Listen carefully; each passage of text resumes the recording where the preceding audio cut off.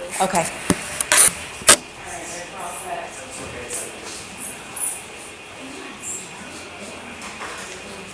we'll go ahead and call this work session to order. And we are going to start to discuss the superintendent evaluation process. And Vince Adams is going to be our presenter tonight. So welcome, Vince. Chair Wells, Superintendent Holiday, and Paloma Board, thank you for having me again. Rick reached out a couple weeks ago and said, hey, can you kick this off on superintendent evaluation? And he's delighted to say yes. Take this from out here. So, for new members, this is a slide deck, is an overview of the process that OSBA, Oregon School Boards Association. Let me back up. My name is Vince Adams. I'm a trainer with the Oregon School Boards Association. All local government entities have associations. For school boards, it's OSBA. For our colleagues at the city, it's League of Oregon Cities, and for our county commissioners, it's the Association of Oregon Counties. So we do legislative advocacy. We do for school boards, we are your insurance provider. We are PACE. So we provide all your casualty insurance and all that stuff. I'm not an insurance person, but I work with insurance people and they're really smart to know that stuff. We also have a legal team and legislative outreach, but we also have a team of trainers to support you guys in the work that you're doing. Because the expectations on school boards has really changed over time.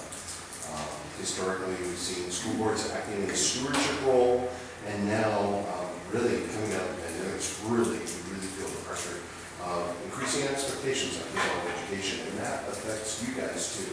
Affects these guys a lot too. I'm assuming we have teachers here. Just raise your hand if you're a teacher. All of them. So yeah, I mean, so that's why I have you. So superintendent evaluation is one of the three big roles of the board. So what are the big roles of the board? Hire and evaluate superintendent. Policy. We're going to get along soon. Good. And oversee the budget. And budget. Yeah, approve a budget. There's some other, no, that's okay. Pull those into that fresh learning out. There's a few other things we do. We track district progress and hold the system accountable. And we also have some ministerial functions that we have to do, like approving contracts, signing off on Division 22 reports. You'll get to that. Yeah. Anyway, we're not going to go down that rabbit hole. Anyway, superintendent evaluation is one of the most powerful tools the board has to cultivate the relationship with their chief administrator. You guys are two sides of a leadership coin. In combination with the administrative professional, you are a comprehensive leadership team for the district.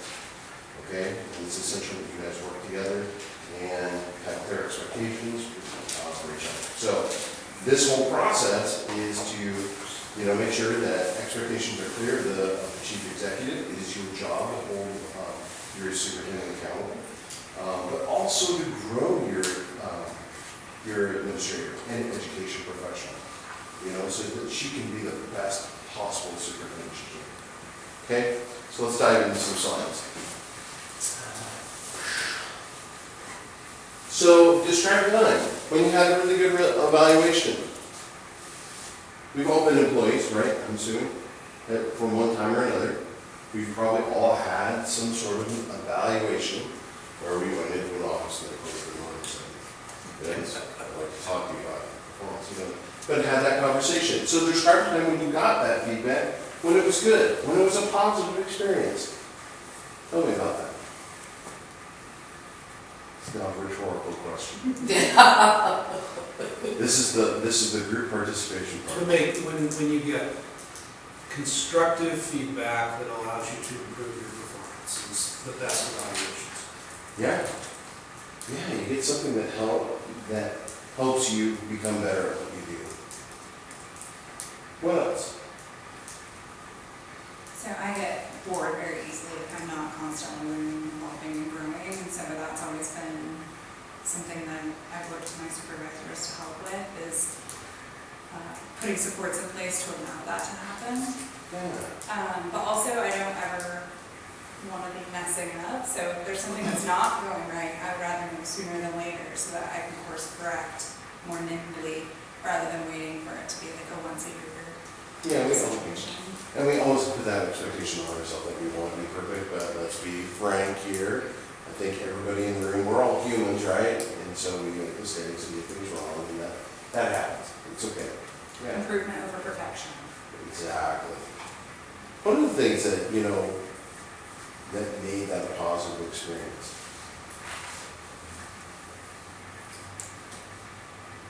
You been in the military? Ever been in the military? Really, I'm the only veteran in the room. So, Family members behind us. but sometimes, this is endemic. Usually I have a veteran that's on board or somewhere in the room. They often report that, evaluations that are pro forma, that are just kind of like a routine activity, are not useful, not a positive experience. So a positive experience would be one where the person doing the evaluation was very thoughtful. There was a lot of consideration went into the feedback. It wasn't just kind of a rote or boilerplate evaluation. Great. This is some reflection. So when you're doing this for your board, for your superintendent, the same rules apply. I mean, place yourself in that situation. You're in an employer-employee relationship. So we want our evaluation to be all those things, providing constructive feedback so the superintendent can be better at what they do. It should be thoughtful, allowing for growth. Yeah, absolutely.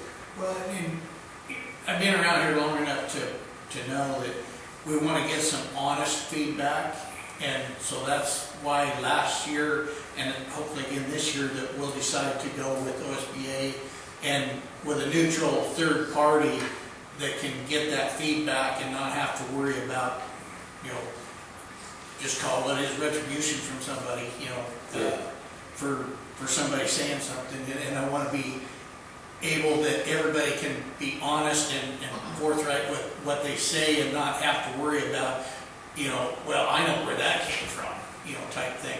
I want to avoid that, but I want to be able to have an honest conversation about the job that the superintendent is doing. Absolutely. If you look at OSBA's governing documents, everything that we do is about improving student outcomes. It just so happens that we work with school boards because we know the school boards have impacts on student outcomes, but that's really what we're doing. So my goal here is for you to execute on the best superintendent evaluation that you can in service of children. So, yeah, great point. If my boss saw me right now, I'd get in trouble because I'm still teaching Lighthouse. This is pretty antiquated, but I really love it, and particularly in the context of the superintendent evaluation, it's just really nice. So in Lighthouse training, this is a training model that was developed in the late 90s, early 2000s, and it was based on these 5 roles of the board, And so, but thinking within the context, this is a tool from that training called the Focus Framework. Still really useful to today, but we want to set clear expectations. What are our greatest hopes for the superintendent, for our district? What does the board need to learn? That's one of the parts of the evaluative process, is you need to learn stuff. You need to learn about the superintendent's performance and the district performance. So there are ways to do that, but what is it that you need to know? How are you going to create conditions for the superintendent to be successful? And how are you going to hold them accountable? And how are you going to communicate the evaluation to the community in a way that's authentic and true? Okay, so the 5 roles of the board from back in Lighthouse still apply, to this process. So just the rough steps in the evaluation process. You are in pre-evaluation planning right now. You're getting teed up and ready to go. Next step is going to be doing some quarterly check-ins. And I have a more detailed calendar a slide I built just a little bit ago. Information gathering, where you need to gather some information. Remember, you have to learn stuff, right? About superintendent performance and district performance. So Susan's gonna grab and create a dossier for you. Sounds like maybe you'll be thinking about a TFS. You can look at some district data. Yep, Can you say what a TFS is? sorry, targeted feedback survey. We'll talk about that in more detail in a little bit. Yeah, all the jargon. Targeted feedback survey. And then you compile all that together. That includes the board providing a rating, a one board voice rating on each of the standards, evaluation standards that you select. But it'll be, Rick, does the chair compile all the feedback, or secretary? It varies from district to district. I don't remember exactly how we did it last year. So everybody fills out their form, and then do they send it all to you, or? No, I think they go to Michelle. I think they went to Michelle. I thought they went to you last year. So, I think. there Well, was- the year before, they went to Lillian, and Lillian Yeah. compiled them, and then. But we the did targeted feedback last year went to OSBA, and they compiled That everything. I did. Yeah. But I'm talking about your ratings on the eighth standards. We'll talk about it. We're compiling results anyway. Those results, the feedback from all 5 board members needs to be compiled, right, into a one board voice, feedback to the superintendent. So that's that piece. And then you conclude it by formally presenting the evaluation to the public. Any questions? Keep getting ahead. So first things first, no OSBA presentation is complete without putting policy on the screen. Got to do it. It's got to happen. So yeah, you do have a policy CBG that says thou shalt evaluate the superintendent. It may even have a date in there saying when you have to do it by. You are going to evaluate roughly on the qualifications and duties of the superintendent. So you can't evaluate on stuff that, that isn't predetermined or isn't set in policy, okay? So, and you can't change it. Once you've approved your process, you don't get to change the goal, move the goalpost mid-process. No surprise, we'll talk about that too. Your superintendent has a contract. Superintendents are contract employees, so instead of just regular employment relationship, they have a contract that specifies the conditions of their employment. One of those conditions is when they have to be evaluated by. And I'm assuming yours is March 15th. Okay, so that's your deadline. That's what you're aiming at. You can move that date with mutual agreement, but it's your responsibility, board, to deliver the evaluation to the superintendent on time. Okay? And you have plenty of time to do that, so there's no reason to move things. Let's see. You have to build a plan, and the board and the superintendent need to come to mutual agreement, and the board will vote on the plan. Okay? We'll build a plan in a little bit. And that plan is going to include the criteria by which you're going to evaluate the superintendent, the procedures that you're going to use, and the timeline. Okay? We'll go through all of this. Well, not in detail. Your superintendent will have goals. And goals superintendent goals are for the growth and professional development of the superintendent. They often are related to district performance and should be aligned to the district's strategic priorities. Just like board goals are related to your own practice and behavior, the things that you want to improve. For Susan, it's the things that she wants to improve.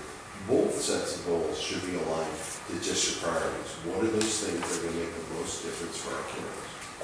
Okay. These are the performance standards. So going back to the OSBA COSA workbook. So back in 2020, COSA, which is the Coalition of School Administrators, is that right? Yeah, that's right. And OSBA put our heads together and said, can we make a comprehensive system for evaluating superintendents? They represent superintendents, we represent boards, and the result is a really nice workbook that you should already be in receipt of. I think I gave it to you last year. I can send it again. It's an electronic copy. Anyway, these are the 8 standards that came out of that. And they were not pulled out of thin air. These are evidence-based standards. So I forget what the standards were. I wasn't part of the team that built this, but they are evidence-based. We are going back and looking at our superintendent evaluation process, so maybe next year this might change a little bit, but, you know, we're always trying to keep up with the current leadership and education science, so. And we're always trying to improve, just like you guys, continuous improvement. Anyway, these are the 8 standards that are in the workbook. And you have a cool little rubric that you go through, and then here's the instructions, and you'll score on a 4-point scale, 1 being ineffective, 4 being accomplished, so being the best. Okay? And as a board, you need to settle on what value you're going to assign. We don't do decimal values. It's either a 1, a 2, a 3, or a 4. Because what is a 3.28? It's a number. It's a number. How does, It's a perfectly good number. but how does Susan interpret that? And, you know, and use that as feedback. I would argue that the numbers are yeah, great, give them a number. But really your feedback, your rationale for assigning the number is much more valuable. Much more. Okay.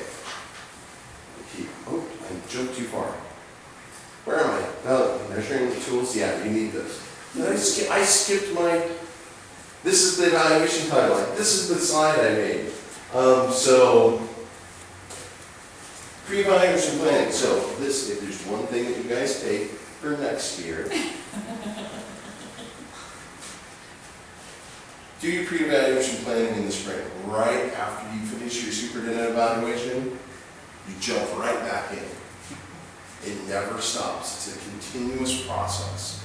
It's not one that we do at a particular time of year. It's something that's happening all year long. Okay? So this first one, I'm going to stand in your way. Sit here. So I can read it. I can read it back there. So yeah, this one, so pre-evaluation, this is the phase that we're in. So we want to calendar the evaluation date, so making sure that we're doing everything on time. Superintendent should have goals figured out, and then the board and is, you guys are going to come to consensus on what the standards and the process will be, and the board should vote on it. Okay? You'll lock that in at the beginning of the cycle, and then throughout the year, you're going to do quarterly check-ins. These are really important, because if you do this, then it allows you to instead of making a dramatic shift, do course corrections. Right? It also is an excuse. Look, superintendent evaluation process is a legitimate reason for the board to get together with their education professional and have gritty conversations about school district stuff. Use it. My goodness, it's a good, I mean, 4 times a year you can have an executive session and have really candid conversations about district performance and how Susan's working on that stuff. It's a great excuse. Use it, leverage that. So yeah, quarterly check-ins, I'm a big fan. These are really important. These are suggested dates. Oftentimes boards will be in retreat doing retreats in August. Just slap an executive session on there and have a check-in. How are we going to be doing with our getting ready for school and all that? Then you do one right after school starts. This one should probably be a little later in October because it's well underway, it's crazy. But then winter, you could do, oh, come back. Sorry. It's a new clicker and I'm finding that it's too small. It's not very compact. But I have like these big fingers. So I go all over my slide there. Anyway, yeah, winter check-in. I mean, you would normally be doing this in December, but it could push this out into January. It really flex these to fit where you need to be. And then the last one is the superintendent self-evaluation, where she's going to come with her dossier and walk you through that information. Okay? So these quarterly check-ins are an executive session? Yes. Okay. Yeah, so you're going to she'll talk about her goals, you bring the superintendent goals, anything that's bubbling up, anything you want to talk about, what's going on with third grade reading, whatever it is that you feel you need to talk about, because district performance is related to superintendent performance, okay? So, yeah, you're welcome to talk about this thing. The thing is, though, you always have to keep the conversation around the performance of the superintendent. Because that's the purpose of the executive session. Don't break the law. Essentially, employee evaluation, just like other things Yeah. that we do in executive session. Okay, so here in a couple months, we're going to be doing information gathering. This is January, February. This is when board members, you're going to do your individual ratings. Do your scores. You probably, if you do the targeted feedback survey, you're going to want to wait for that report and then go ahead and do your ratings. So you want to get the superintendent self-evaluation and the TFS, and then you have your own experience. You put all that together into an evaluation. Oh, and then it's the crazy time of compiling all the results. Either the board chair or the board secretary has to bring all this information together. And then, this is really important, board and superintendent meet to discuss the results. So you're going to present in one meeting, you're going to present the evaluation. Here's superintendent, here's our evaluation of you. Here's all the information. She can ask questions then, just glancing over it. And then she goes away and then really digests that. Then you come back another time and she gets to ask in-depth questions. This is a really gritty conversation. This is the one that really matters. This is the real evaluation conversation. Is this one where this board and superintendent need to discuss the results in depth. It's an executive session. Yep. Yep. And then you conclude, and then in March, it's really this presentation and approval of the final evaluation summary. That's the whole arc of events. Okay? I have a neat little worksheet that we're going to work on, fill in dates and things like that. If we have time permitting. Okay, measurement tools. So you got to measure stuff. So this, I just went over this. Board experience and knowledge. You see the superintendent functioning, doing work. There are some things that you can't see, right? Like organizational management, instructional leadership. You guys meet once, maybe twice a month, but the intervening days, she's on the job, sometimes 7 days a week. We don't get to see that. So that's why we have a targeted feedback survey, is to round out our knowledge on the superintendent's performance. So we get input from folks like these guys, and they can respond anonymously and give us feedback on how the superintendent is doing. And then the superintendent develops a dossier of information of how she's been meeting her goals and around district performance. All those things go into the board rating evaluation. Okay. Goals, superintendent's outcome, we talked about that. This is really nice. This is a really nice feature of the workbook that as a board chair who has synthesized, twice I had to synthesize superintendent evaluations. I really appreciated this list of, this is not comprehensive, artifacts of evidence. It's a big list, there's lots of ideas in there. She doesn't have to give you all of that. You don't want it, Susan, don't make the dossier too thick.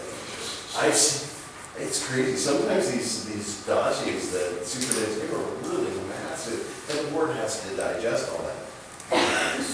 Keep it honest, okay? So, and then of course, these are just examples under each of the standards. And you guys are going to go get a copy of these slides. I'll send these to you. Okay, let's talk about the targeted feedback survey. So, I just talked about this, that it fills information gaps for the board because we're not with the superintendent every day. We just don't know. There's things that we're not aware of. It is a focus survey, and it's focused in two ways. One, it's only on certain standards. We give you up to 3 standards that you can, remember the standards, the evaluation standards. We give you up to 3 that you can survey on. And it's also targeted with respect to the respondents. The respondents are selected by the board and the superintendent collaboratively. It is not a 360 survey. Because 360 surveys tend to, they're broadcast. You're sending it to people that may have no first-hand knowledge of the superintendent's performance. And they often really just turn into complaint forms. That's not the type of information we're looking for. We're looking for those people who work closely with the superintendent that can provide her feedback for her own professional growth. Okay. Has internal and external set of stakeholders, so we're going to be sending it to staff. And we'll also send it to new members, maybe even parents as well. Actually, there was a really small district on the east side where we sent it to each family. Like every family got to respond, because there was about 50 kids in the whole school. Most importantly, everything for the target feedback survey is developed collaboratively. This is not a gotcha tool. This is a tool for running your superintendent. And it's a powerful one. It almost universally provides really important information. All right. Any questions about that? Target feedback survey. Great. We did it last year, and I thought it worked well. Thank you. Yeah, I really, this is an old slide. This is just to remind us that we have a calendar. So, superintendent, you should be calendaring all your activities. You know, vision goals, what we're going to do, monitoring progress, policy updates, budget process. This is, you can tell this is 5 roles of the board, but superintendent evaluation is here, and so you should be calendaring your superintendent evaluation. So it should be part of your agenda planning process. Evaluation summary. So this is a document that's going to be outwardly facing. Most evaluations are delivered and then they go into an employee file and go away. There certainly will be that component, but you also are accountable to your constituents for holding the superintendent accountable. And so there needs to be some outwardly facing component of the evaluation. And that's the evaluation summary. Often it falls to the chair because the chair is the spokesperson for the board to draft this. Thankfully, they have a start on a summary statement in the workbook, but you will definitely need to customize it to make it appropriate for your district and your superintendent. But yeah, having that document, that's what you're going to have in your board packet on the before March 15th when you provide the evaluation. That all has it. Actually, that's technically a copy summary. That's technically not true. So the evaluation summary is not the evaluation of the superintendent. The document that we share with the superintendent and discuss, that's the evaluation. So that's what has to be done by March 15th. You can deliver this after March 15th. So this is not this doesn't have to be at the goal. But it should be shared. And if I would argue that you should read it aloud, especially if you have folks in the room, you know, and talk about, celebrate the achievements of your superintendent in your district. I don't know what the next slide is. So just going back over the components of superintendent evaluation, of course, the board's direct knowledge, what you know, and the self-evaluation that she provides, and then the target feedback survey. But never forget that there should be no surprises in this situation. Superintendent evaluation is a tool for cultivating trust with the administrator. So this is it should be a safe space. No surprises, and you're always trying to promote their growth and strengthening the relationship. And there's the workbook, and there's the thank you slide, and there's the, wow, that's really hard to read. There's the worksheet. This is the gritty part. I want to do a time check. I went pretty well. I'm doing really well for me. So, this is actually gonna have to get it done. I'm gonna escape. I'm trying to make this larger so I can see it. A pair of glasses.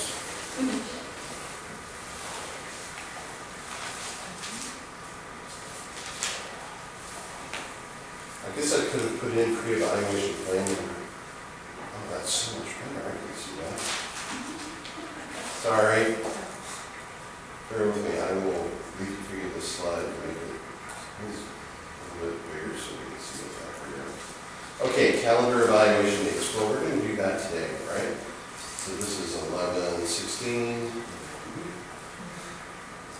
20, 23. I probably could like grab all of this and make it just bigger.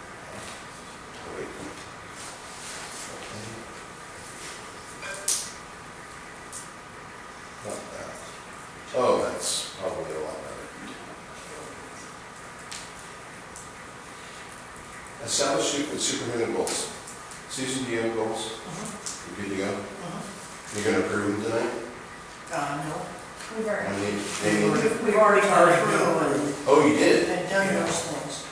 Oh, There's some things we're up to date on, some things we're behind. Are you going to use the OSBA COSA workbook?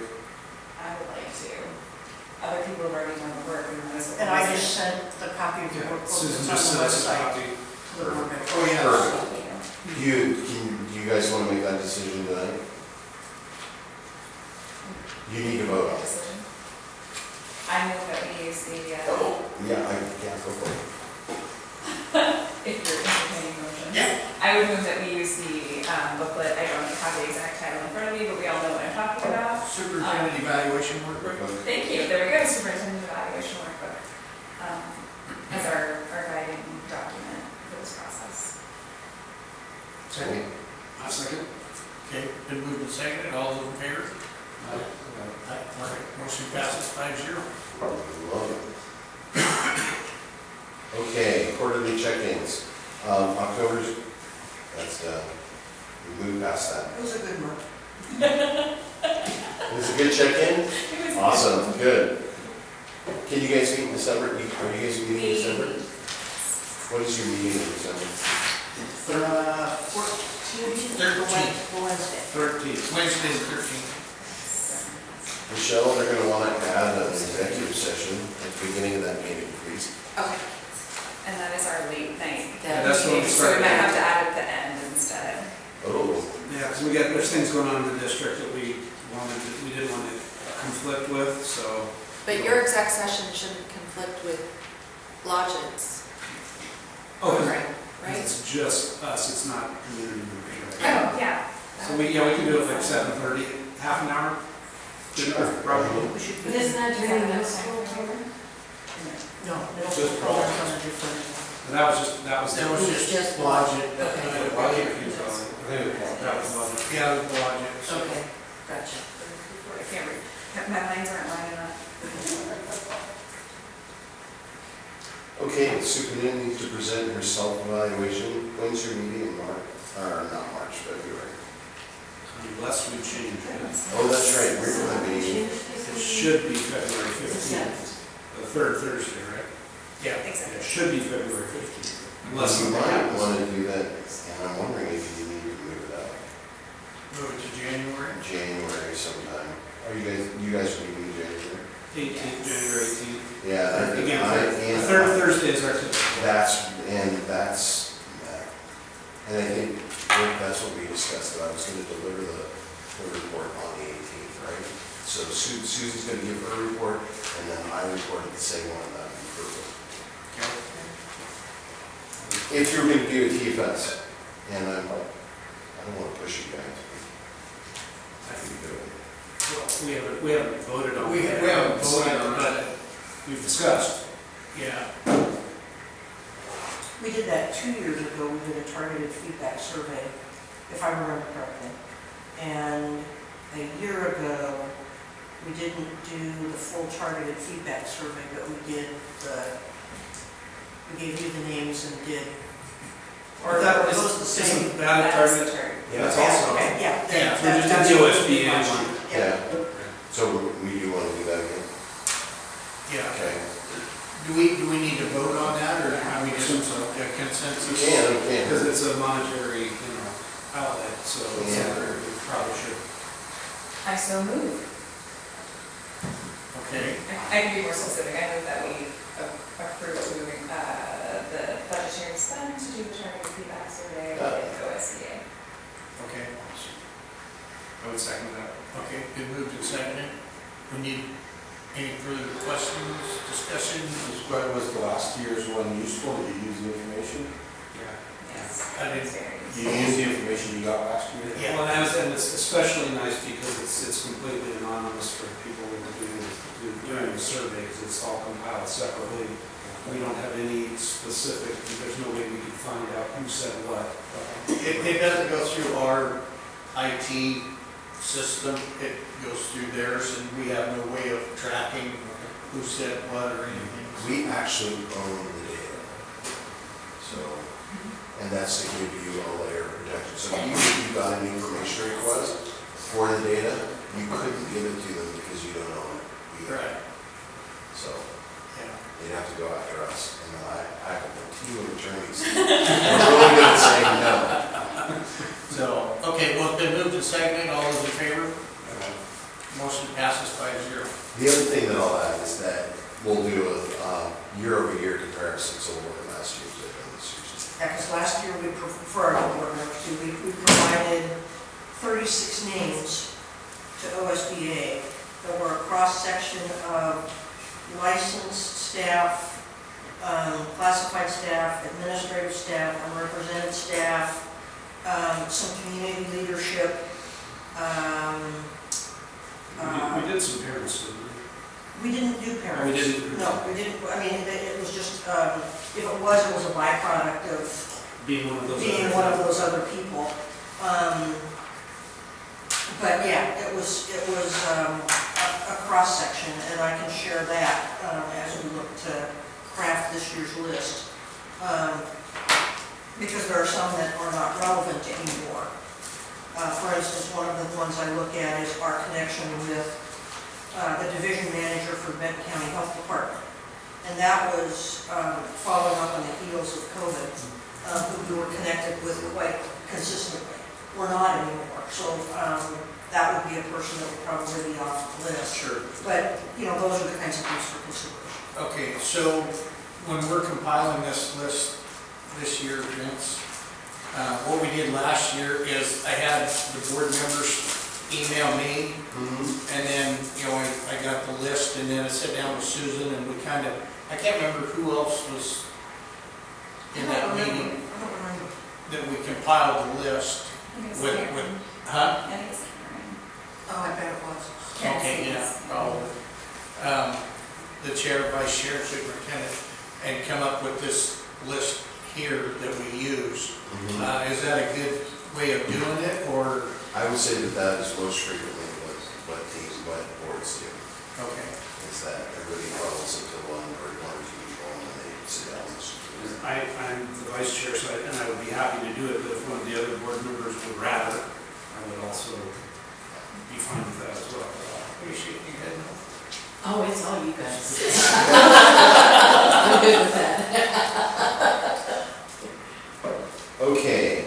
So it's, for the timeline on this, it seems like we should have our individual ratings submitted at the same time as everybody else has their info, so then it just gets a little tight on timeline. Yeah, I mean, we want to definitely, this has to be done. When is your meeting in March?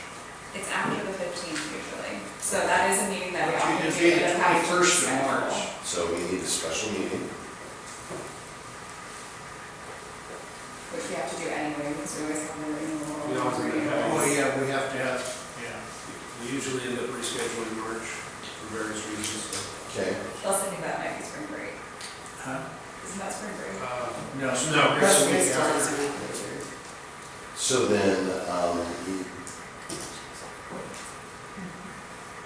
it's going to be February probably when the board of policy presents to the superintendent. So what is the date that you, I mean, if Michelle, you're the one that's compiling, how much lead time do you need to compile? So when is their February meeting? 15th. So The third Thursday. So that gives us a target being 24. And this is 24. Which one?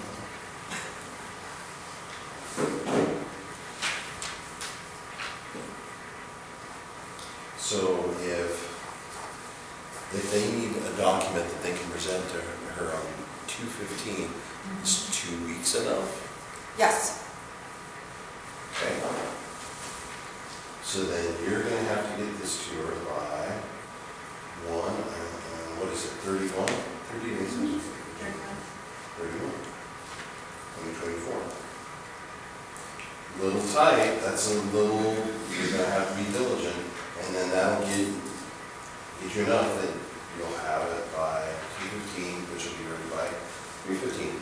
So, just so I get it right in my mind, the gathering of information on 131, the individual board member to Michelle. Correct. Okay, then we would probably do that on our 18th of January executive session. No, you're gonna receive first self-evaluation on January 18th. Yeah. Along with the results of the targeted feedback survey. Yeah. And then we develop our, And then you have, what, just shy of 2 weeks to do your ratings and then more importantly, give your rationale for your numbers. So each board member does it and submits it to Michelle. Correct. Okay, all right, that's what I was missing.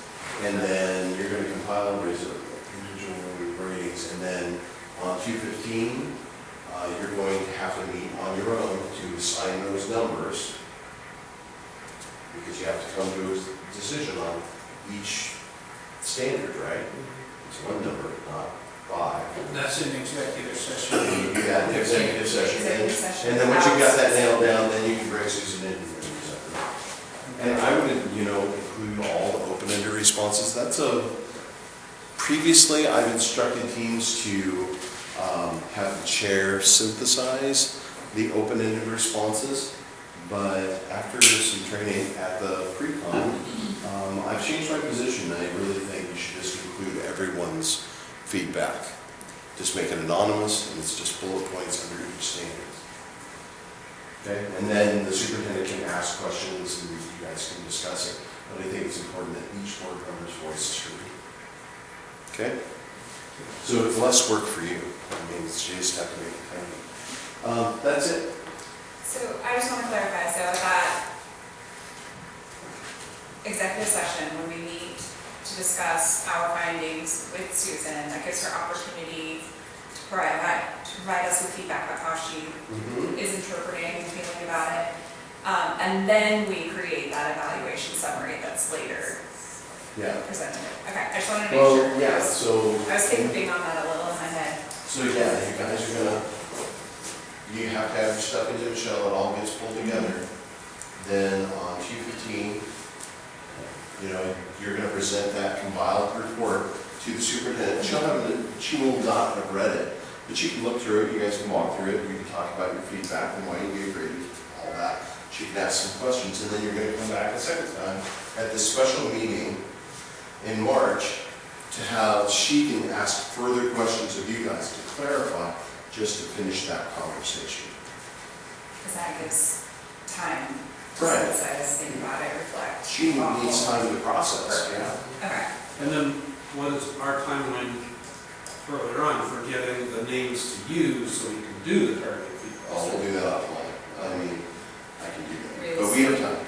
Okay. January 18th, it feels, it's November, it's right around the corner, so we'll have to move fairly quickly, but not terribly. So It'll be all right. After the Thanksgiving holiday, everybody have Thanksgiving, then we'll worry about it. Probably by mid-December. So you'd be comfortable by getting the names, say, December 1? Yeah, sure, that'd be great. Okay. Yeah, So you and can then we see have, Susan figure out a date for us to meet, and my schedule is usually the way that it gives is. us 4 weeks to have the survey out, and then that gives me plenty of time to pull the data and comes to close it. Yeah, that'll work just fine. Okay, I'm going to, Michelle, I will send you this slide deck Okay. with all these dates, so you have it, because you're the one that's actually driving the show. Can I answer any questions? Do you find with the responses or the questions that go out, is there normally good percentage of responses that come back? Yes. Last year we got pretty good response. Now, when do we pick which ones out of the eight that we want to Standards. use? Our three standards. Yeah, we're gonna have to Standards. get together. This is your November meeting. Huh? I This is your actually, November meeting. Yeah. I would like them to be the same standards that we did this last time, so we have a little comparative data to see where the improvements Can't pull happened, or that. growth still I'm not is in executive needed. session. I was gonna look and see what the standards were, but I don't know that. If I was a good facilitator, I would know that. That's okay. I remember some of them, but But I think that the Personally, I like to see a comparison. I agree, I of- think the standards that we picked last year, we picked for very good reason, and I think I'd like to continue with those. And I can go back and pull those up. Sure. Okay. Yeah, I will. So, I mean, we we're can good- decide that later, but so we're good to rinse and repeat? That's my thought. I'm looking at the two new members too. and Do we have deer in the We'll get headlights this- look? Yeah, well, yeah, So so you you didn't see the last evaluation. didn't see the last one, so No. you're gonna get to see it. Well, and if you changed it on one of the standards, you still get to see the old one. Absolutely. It just wouldn't be as useful because you can see trend over time. Okay. Any other questions? Because I know you have a 7 o'clock meeting, I want to. Well, I think we're good, and if there is questions from the board members, if they could be submitted to me, and then I'll get in touch with Vince. That way then Vince isn't getting, well, I don't say bombarded, but questions from a lot of different people, and then, Sure. he'll answer an individual question, and maybe another board member will have the same question that he gets another email with, and it's like, well, I thought I just answered this, and this way it just comes through one person, and then I can disseminate it back. So if that helps, we did standards 1, 5, and 6. Oh, that's a good one. Visionary district leadership. Is the quiz? I don't remember 5. Communication and community relations, and 6 is effective organizational management. Picks. Good picks. It's an email from Vince. I actually did zero work other than searching Vince. You're amazing. Okay, I'm getting that in order. Thank you so much. You guys, thank you for all that you I guys think do. we have an additional. Thank you, Vince, appreciate it. Yeah. We'll be in touch. You bet. Thanks for all you do for our kids in our community, okay? Yep. You guys too. Bye. Okay, take care. Nice to meet you. Drive safe. Thank That you. long, long Safe drive. travels Fort Dallas. Yep. Take care, guys. All right, Bye. thanks, Vince. Do we need to close this meeting? Oh, yeah, I was just gonna say that the work session is now closed. Right, you have 6 And we can take a minutes. short break. Stretches, run to McDonald's and come back in 73 minutes when they're Maybe if you go to McDonald's in Fort Dallas. So I said 73 minutes. That's rude because we have like 3 kids in our neighborhood there. It's not very cool. How are you? I'm good, because I remember where your name was. Sorry. I thought you did it on us. Brad? Brad. You're not, yeah? A lot of this. Cindy will be driving the track. I want to see that. What is that? 16 years. Okay, I'm excited.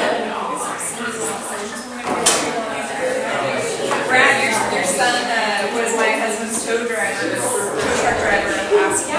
His alternator went out for his second time. He bragged about it to Brian, and Brian thought it was really sweet. It's not often that our kids brag about us. So I thought it was awesome. And Brian was like, yeah,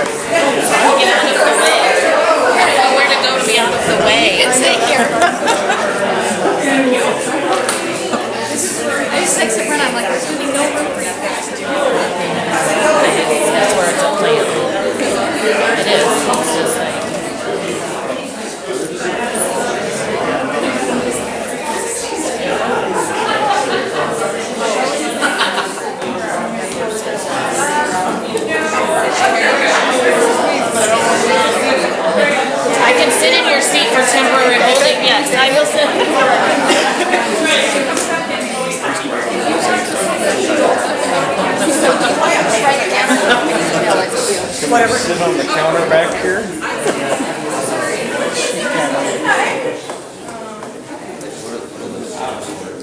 You guys can sit back there.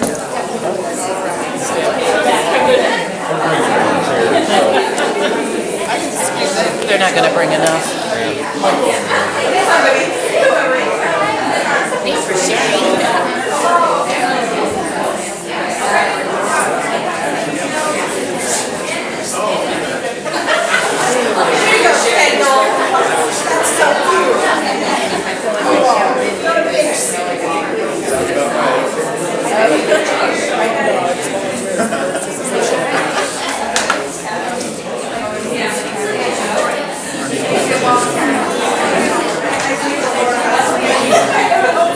Thank you. There's a big blob of ink. Sorry, don't stick your thumb over the bad pen.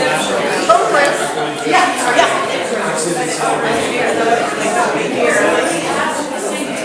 Not necessarily. Couple more.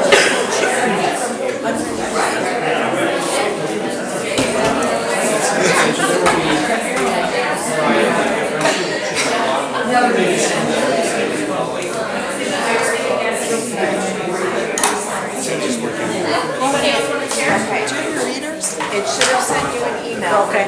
All right. Yeah, no. I feel like that.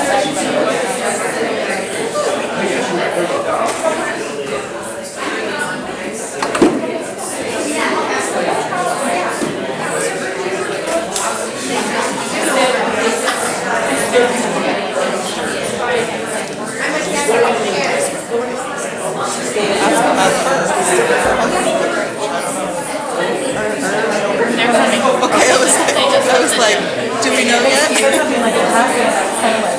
This is recording right here. I don't know, it's just got the red light on.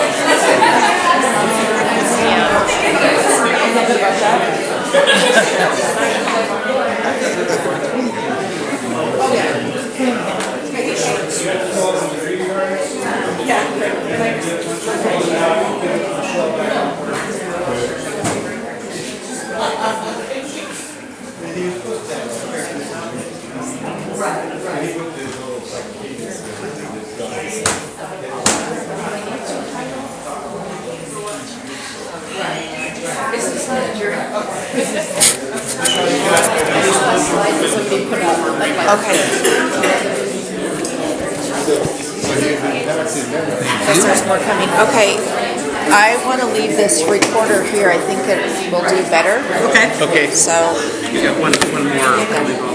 Okay.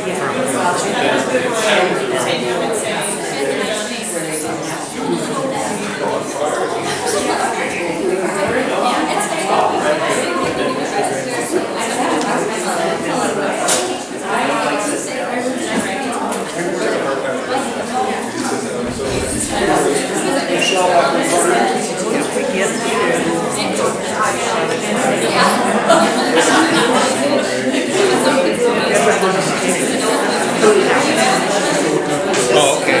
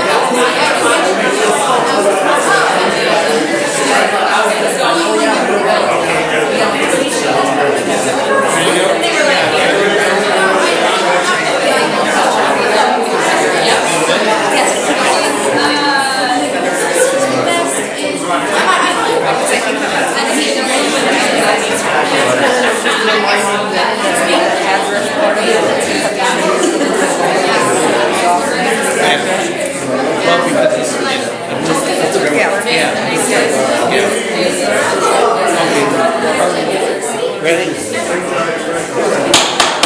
Okay, we're gonna start this meeting. Oh, I forgot the flag. No, Susan, it's right there. We'll just use that one tonight. Okay, sorry, my bad. That's all right.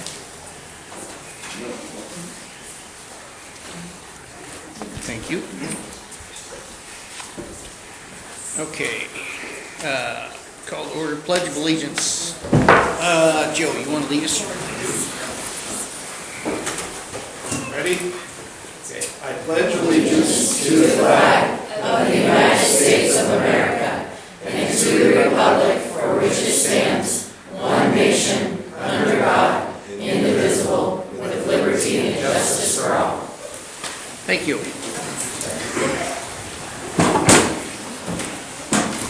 Okay, we'll move on to the approval of the consent agenda. Do I hear a motion? I move we approve it as stated.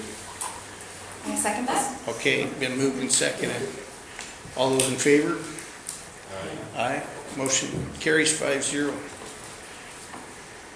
Request for agenda modifications. Does anybody have any? I have one, B2, the social emotional learning is going to be moved to January. I noticed the academic calendar in our packet. Does that need to get added to the agenda, or is that a component of something else? That was for our work session.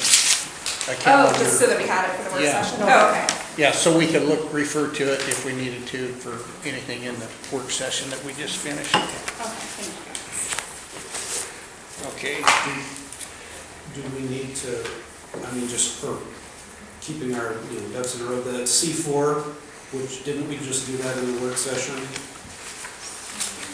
Do we need to remove that from the main agenda, since we did it in work session? C4. I actually think that we need to vote on it in public session, because technically that was a work session and we did vote on it, But it was a public session. It was a public session, so it's a vote, so, yeah.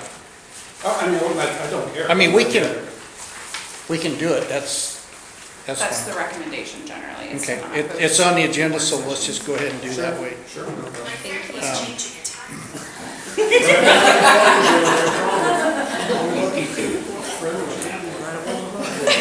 Does that all the time, I missed whatever that was. when your watch starts talking to you. Oh. I don't get my hearing aids till next week. Siri gets a little anxious. Okay, we finished the agenda modification, student government report. Is there one tonight? She's here. Yeah, she's there. Oh, there we go. Kaylee. So ASB hosted a blood drive on November 14th, and many students and staff were able to show up, and we were able to exceed our donation goal, which was great. And a lot of Good people deal. showed up, which was amazing. We're also very busy planning our holiday events. We will be having a holiday spirit week and an activity/movie night on one of the days during the spirit week. So we're really excited. The giving tree will be set up in the next couple of weeks in the lobby during high school. Does anyone have any questions? 1%, could you repeat the last one you said, Oh, please? sorry. Spoke out of my speech. No, it's fine. The giving tree will be set up in the next couple of weeks in the lobby of high school. Thank you. Okay, thank you. Kaylee. Okay, now we'll move into the public comment session. And, okay. You want me to read that, or you want to read it? Well, you can read it if you want. Okay. Joe's going to read the All right, welcome to this meeting of your school board. The Fulham School Board of Directors values the opinions and inputs of students, staff, parents, and community members. Although board meetings are held in public, they are not meetings of the public. The board may allow public comment and questions during the meeting, but it is not legally required to do so. During the meeting tonight, we will be taking public comment to address issues around safety protocols. Please keep your comments to 3 minutes or less. If you intend to speak to the board this evening, you will need to fill out one of the green comment cards located into the door. Public comment may also be made via Zoom. If the executive assistant was notified by 3 p.m. today of your intention to participate, please be respectful in your comments as you direct them to the board. When you are called up to speak, move to the small table in front of the board and state your full name and address prior to sharing. If you have written comments to share with the board, you may hand one copy to the board's executive assistant, who will distribute to all board members for consideration after the meeting. Okay. And at this point, I will either remind people or let them know what the board's responsibility is. And there's three things that the board is responsible for, and that's hiring and evaluating the superintendent, being fiscally responsible with the district, and setting policy. So those are the three things that the board actually does, and involved in that is like Division 22 standards and the state reports and things like that. We have to go over those because that the results of that basically tell us what we need to do to improve the district. So we'll get into the green cards here for the public comment. They're not in any specific order, and I'm just going to take them the way I got them sitting right here. When you state your address, you just have to state the city that you live in. We don't want a street address. Greg Henderson.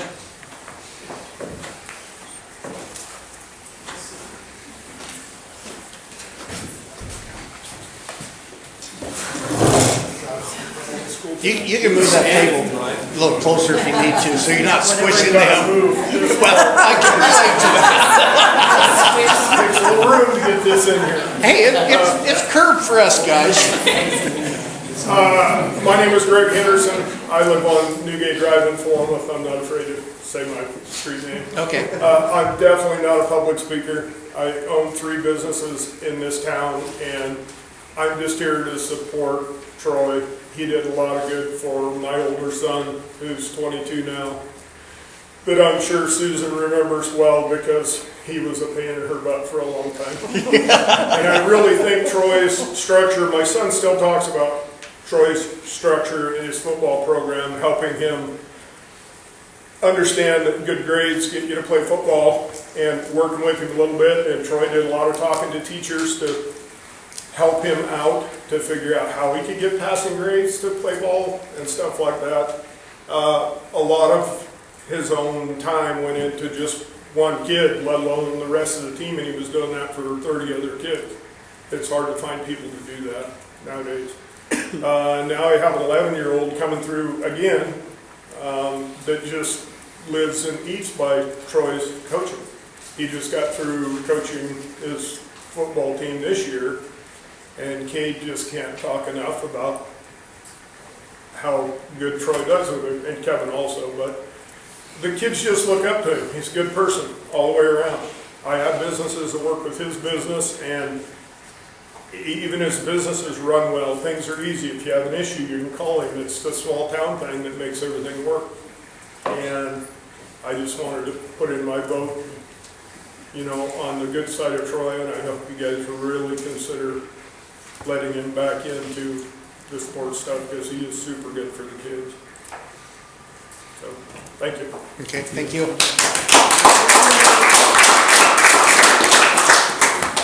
Rick Bennett.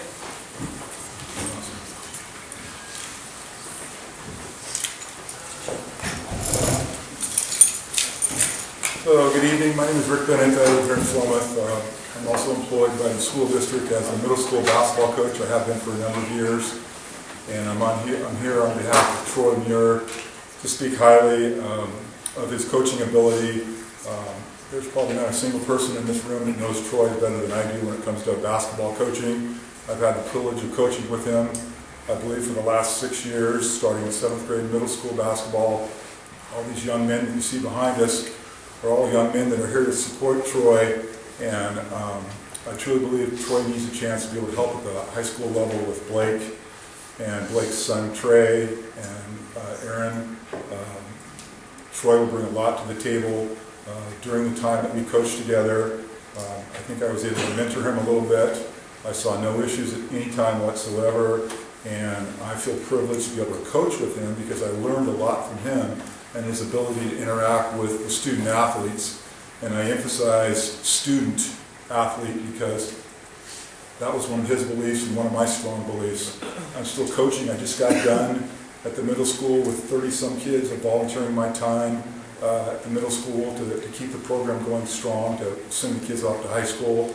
I have Troy's youngest son there tonight, which was a blessing to have him. Good kid, great parents taking care of him, and I'm really looking forward to next season when I go back to teaching or coaching 7th grade, I'm hoping Troy will be one of my assistants and help me like he has in previous years on tournament teams. So I'm a big fan of Mr. Muir, Coach Muir, and I think he really deserves a chance to be able to help out the current high school coaches. And I think every one of these kids behind me would say the same thing. They truly care about Troy, and I hope you guys make that right decision. Okay. Thanks. Thanks, Rick.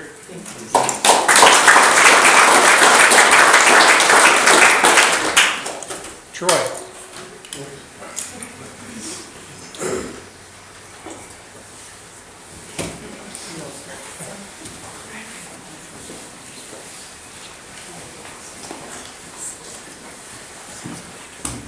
I'm Troy. I think I know everyone here except for Gudge. Gudge. Okay.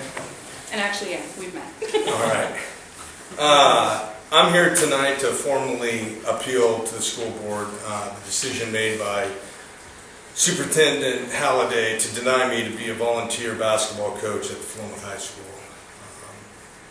Though I have been approved as a district volunteer that can volunteer in any other capacity within the district, just not as a coach, is now bordering on the edge of discrimination.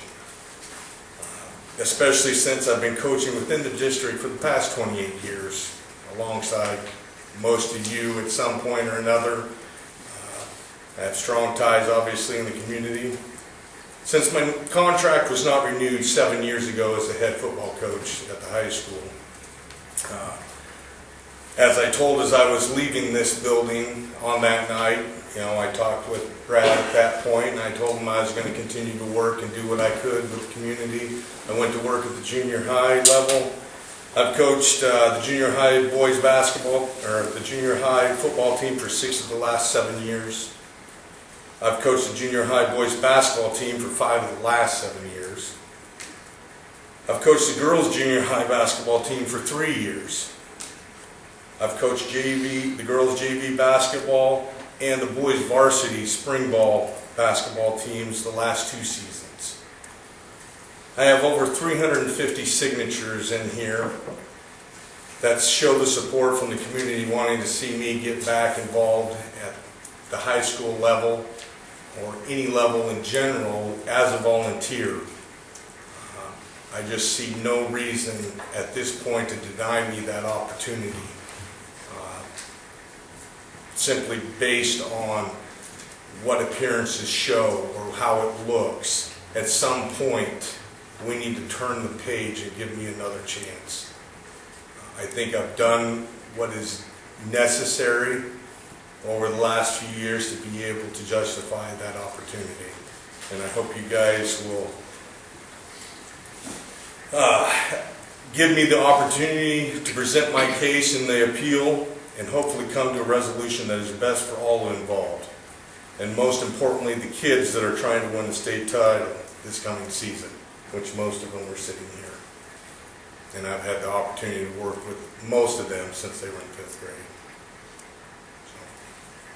And it's not just about them, it's anyone within that program, and I think they know that very well, that I'm here to coach and teach and mentor, hold them accountable, and make them the best possible student athlete they can be. All for nothing to the district, except for yes. Thank you. Okay, thank you.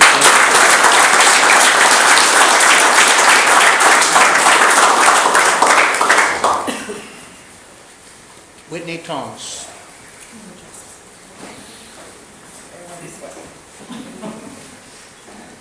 I wrote something, so I'm trying to read it. Oh, yours. Bear with me. Okay. I'm here tonight to speak Whitney. about. Oh, yeah. Oh, I'm sorry. I live in Philomath on Vincent Street. Whitney Thomas Rasmussen. Okay, thank you. You're welcome. Sorry, nervous. I'm here tonight to speak about Troy Muir being allowed to volunteer coach in the school district. I hope to provide a unique perspective for the board to consider. I am currently a Clemens Primary School employee and a volleyball coach at the high school. I'm also the former transition specialist and head volleyball coach at the high school. My entire adult career has been to represent and advocate for underserved and marginalized populations in our community through my work at the District Attorney's Office and the Center Against Rape and Domestic Violence. I know more about child and family abuse laws and federal guidelines than I would guess a lot of the people in this room. But tonight, I am here to speak on behalf of a mother and a lot of other mothers in this room.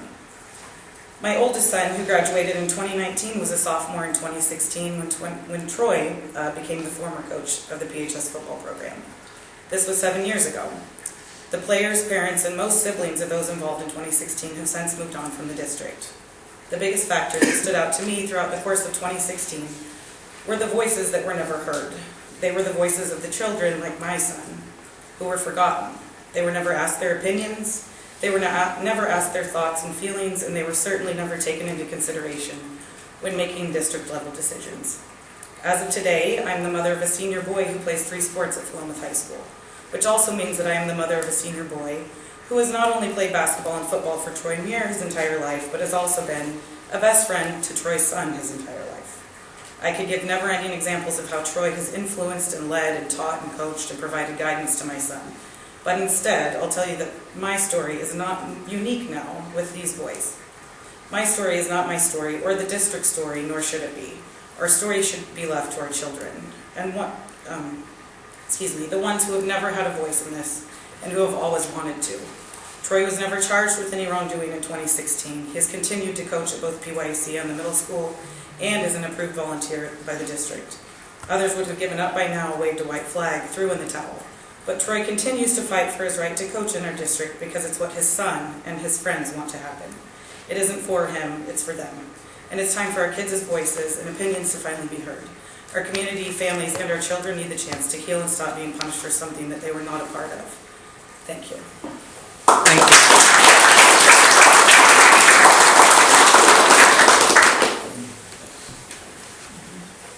you. Okay, hearing everything that I just heard, like I said, it's not a board decision at this point in time to make this decision because it's what we call the day-to-day decisions, and that rests with the administration, and which includes Susan, the administrators at the high school and whatnot. So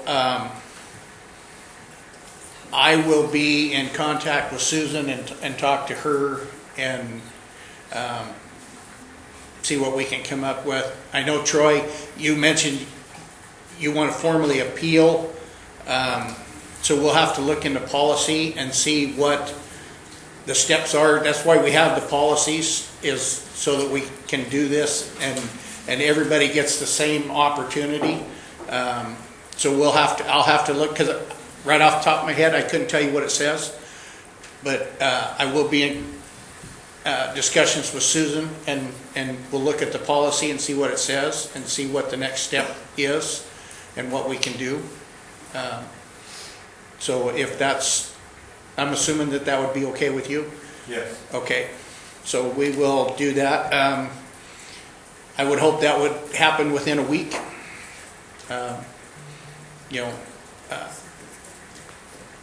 Personally, I like to see it happen ASAP, but I don't know what Susan's schedule is. I'm not sure exactly what my schedule is going to be in the next week or so. So anyhow, we'll go from there. And all of our board policies are posted on the school district website under the school board section. So you would be able to find the correct one for any action that you would like to take. Can I make one comment? Yeah.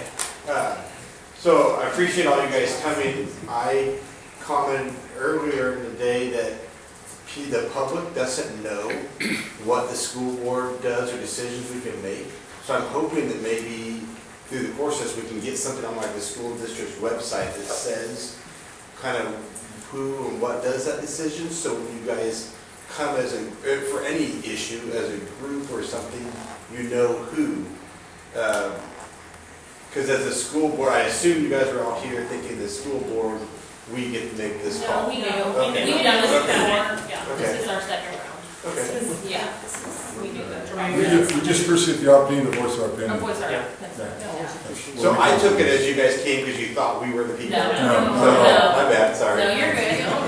I think speaking as a group, the biggest thing I would love to see out of it, because basketball season has started, that like you mentioned, Rick, ASAP, I think that would benefit all these young men that are here, and it would benefit Troy tremendously. It'll benefit everybody. Yes, so That's, yeah, you we know. just appreciate the opportunity to support Troy. Yeah, well, I understand that. That's, Thank you. yeah. Thank you. And I thank everybody for coming and showing the support for Troy and for allowing us to work through the system the way that it needs to be done, you know, through the policies and whatnot that we have. So, like I said, we'll get together with Susan and, you know, read the policies and see exactly what we can do and where we go from here. Okay? Last thing I'd say probably is these guys just got done with basketball practice. I bet you they're hungry. I'm hungry. I think they'll want to leave and go eat if that's okay. Okay, that's fine. Let's go eat. All right, thanks everybody for coming. Thanks,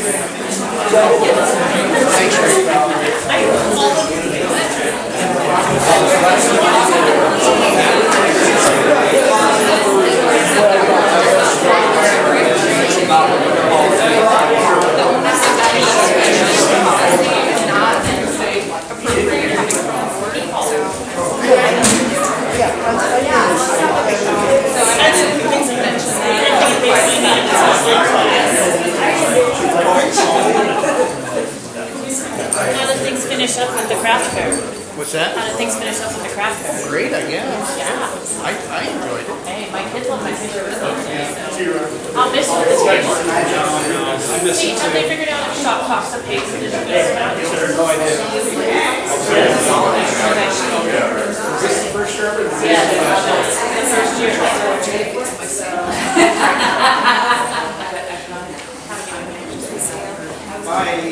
Bye for dance party sometime. Oh, I'm coming tomorrow. Are you? 8:30, see if I'm up to it, I'm losing my voice. 8:30, That's right? good. Make Sandy lead it. No. You need to see how it rolls. The diehards are still there. So I would just like to reiterate, since we are still in our meeting session, that it is not the onus of the school board or the superintendent to provide the information that's already been provided again. So that's why I had mentioned that I think it's important for Troy to go onto the website and find the correct policy and figure that out. I don't want the board to be overstepping our roles by providing that information. So I think it should come from Susan, or Troy needs to find that on his own. And sorry I didn't make it more clear before it got very loud in here, but that was why I had said that. Yeah, well, that's a good point. So moving on, going to move into the reports, PEA report. I was hoping they'd all stay to listen to this. You knew better than that, Dave. I like an audience. I like a big crowd. You and me Good evening. It's nice to be here again. I missed a meeting. I can't believe it. We noticed. I know, but you did. It's a little quieter. Anyway, so it's going to be short. So I thank all the board members who have visited schools to meet with teachers over the last month or so. Our conversations have been productive, they've been informative, and have had a very positive impact on the morale of our employees and our members. It is so important to our members to see and be seen by the members of the school board, or see and be seen by and to whatever. Anyway, a lot of our members don't know and haven't known in the time that I've been here, our school board members, unless they come to school board meetings, which is, very few people actually do that, except on nights like tonight. I was at the last one that was that crowded, and so anyway, we hope to be able to continue this process of cooperative, productive conversations with all of the members of our school community. And one of the things we've talked about, I talked with Susan about, Susan coming in and doing some listening sessions in some schools as well, and being able to talk for board members to be able to talk to teachers one-on-one and we basically have followed our instruction that was, delivered here, which is if board members want to come into the schools, we want them to check in with the building administrators and as a courtesy. But you're the bosses of the school district, and you, in order to be able to see and do all the things that you need to do to make the best decisions that you can, we think that it's very important that you have boots on the ground and that you see the buildings from ground level. Nicole and I especially, but all of our building reps and all of our representatives and officers have been working with admins at all levels continuously since August, almost every day, to address our concerns and issues. And we were in a productive meeting with Susan this afternoon, with Nicole and I. We've got a number of kind of burner issues that we're working on that we kind of keep pulling forward and moving back. And I won't say that they're all resolved, but we understand one another, I think. On some of these, we'd like to, the calendar issue, I think, is something that is a kind of a procedural issue, but it's something that has raised some concerns among some of our members with the shifting of the calendars. And then there's some other, but things like some things that maybe aren't as clear in the contract as they should be that we're trying to work through. And I think that we're hearing one another and finding some understanding. So I appreciate the communication. I've communicated over the last month, 2 months, with every one of you, I think, individually at some time or another. And I really appreciate the opportunity to represent my members and my union and the community and the entire staff of the school in sharing information with you. And I'm always available to give some insight or back up or confirm or deny things that you've heard. I think one of the things that I heard from somebody was well, we've heard this rumor, and check it out. You hear a rumor? Come ask somebody. Ask somebody who's been here for 30 years, and we will give you a straight answer. Our biggest goal is transparency. We've been saying it from day one, and I think we've been as transparent as anybody could possibly imagine over the course of this. We're very straightforward about just wanting our school community to run as smoothly as possible, and with as few bumps. We would love to get to May and just be having tea, and not have meetings that have a whole bunch of issues that we have to deal with. So I think we're probably headed in that direction, and it's been a lot less stressful in a lot of ways than it might have been. So much appreciated for all of you and everybody, all 6 of you have played. And Reagan is awesome too. So, but she didn't come to me and ask me all the board questions. So, but much appreciated. Thank you very much, and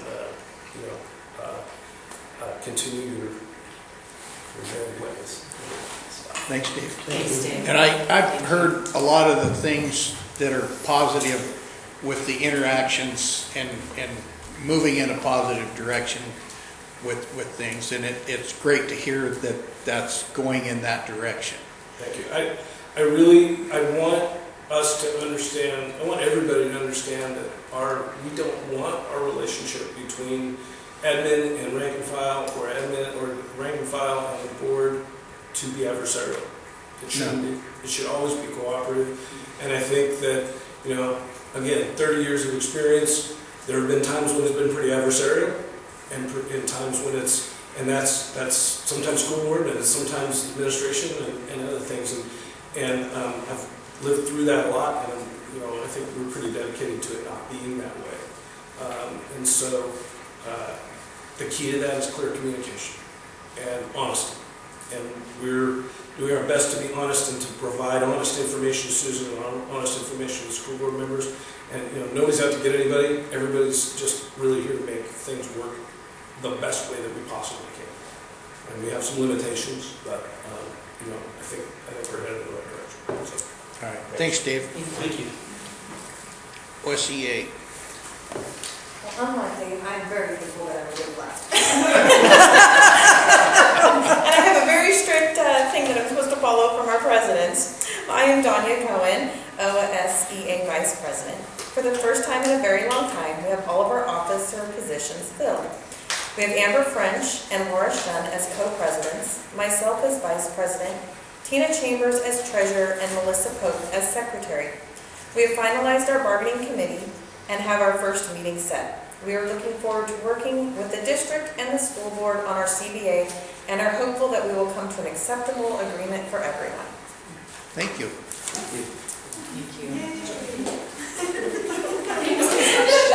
When does bargaining start? We set a date of February something to go over ground rules and begin to set a calendar for actual bargaining sessions. Okay. So, Am I needed at that February something meeting then? yeah, I'm just, Just make sure you, I'll pull that up. just make sure you give us. Just I can email be us. smarter I than. believe Give us it's Joe and I, plenty of yeah, warning. just email us. Yeah, I those will. dates. That would be I great, will. thank you. Can you back up to number 2? I have a question for Reagan. Back up to number 2. The student government report. Oh, But yeah. take out the middle word. I just want a student report. I was sick, so I couldn't come to any of the veterans programs. So I'm curious how they went. I don't know what to ask that, because I don't know where it is on here. Yeah, they went really well. ASB did a good job of organizing it. There were a lot of people from the community that came, so I thought it was successful. I Can also I missed it. I was also at the comment? OSDA Sorry. conference. Can I also comment on that? I had the privilege of going to each school to see each veterans assembly, and I was blown away. My hats off. Middle school, the choir and the band performed at their school, and then they went over to Clemens and performed. And at each school, I was filled with so much pride that Philomba School District and everything that encompasses honored Veterans Day. And I just thought it was wonderful. Besides that, it was really fun for me to go to each school and watch those assemblies. And for everybody that was involved with them, fantastic job. It made my day. Well, it took up my day, but it made my day. It was awesome. I was really glad that I was able to do that. In my 37 years in this district, we've always done great. Yep. The veterans assemblies are always. I think it's great. I love to see that patriotism. I think it's really important for the kids to understand what that's all about, and I know not all school districts do that. And the middle school French horn player was especially good, right? Sure. Oh, yeah. No, it was just cool. It was really cool. I loved it. Okay. If I can jump in about that for a second. Yeah. I got to meet with the representative of military science who came and brought color guard to the high school, and he was just very complimentary that we still have Veterans Day assemblies and that Philomba School District is just committed, because he said they just don't do it anymore. And Tiger, I think, was the only other school he even knew of that did one. And so being involved in that is great, and it's been a really cool thing. With Albany's huge parade, I'm surprised they don't do it in their school this year. I don't remember having They did the parade during the weekend. But I don't know that they do anything in the schools, do they? I don't think so. I don't think they do. I asked my grandson, who's in Greater Albany School District, and he said no. I said, do you have assembly? No. Oh. No, I think it's great that this district Oh, I love still it. does that. So. I think every school has cut back on assemblies just because of the increased demand of instructional time. I think there's been a lot of that, but there's still times when you need to have a Absolutely. groups get together. And it's wonderful. And the public health aspect of it a little bit too. Well, yeah. Okay, we're going to skip B2 and go to B3, which is the superintendent's report. And I was going to make copies, but we didn't have time to be able to go through all that, so. So I will share with you.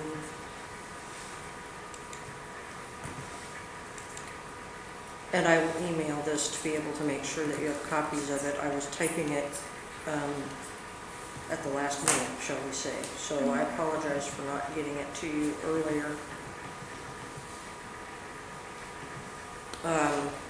first of all, it was the congratulations to the Philomath High School cross-country team for their 4A state championship. And they had their big blue assembly on Tuesday, and to be able to look at that, so that was awesome.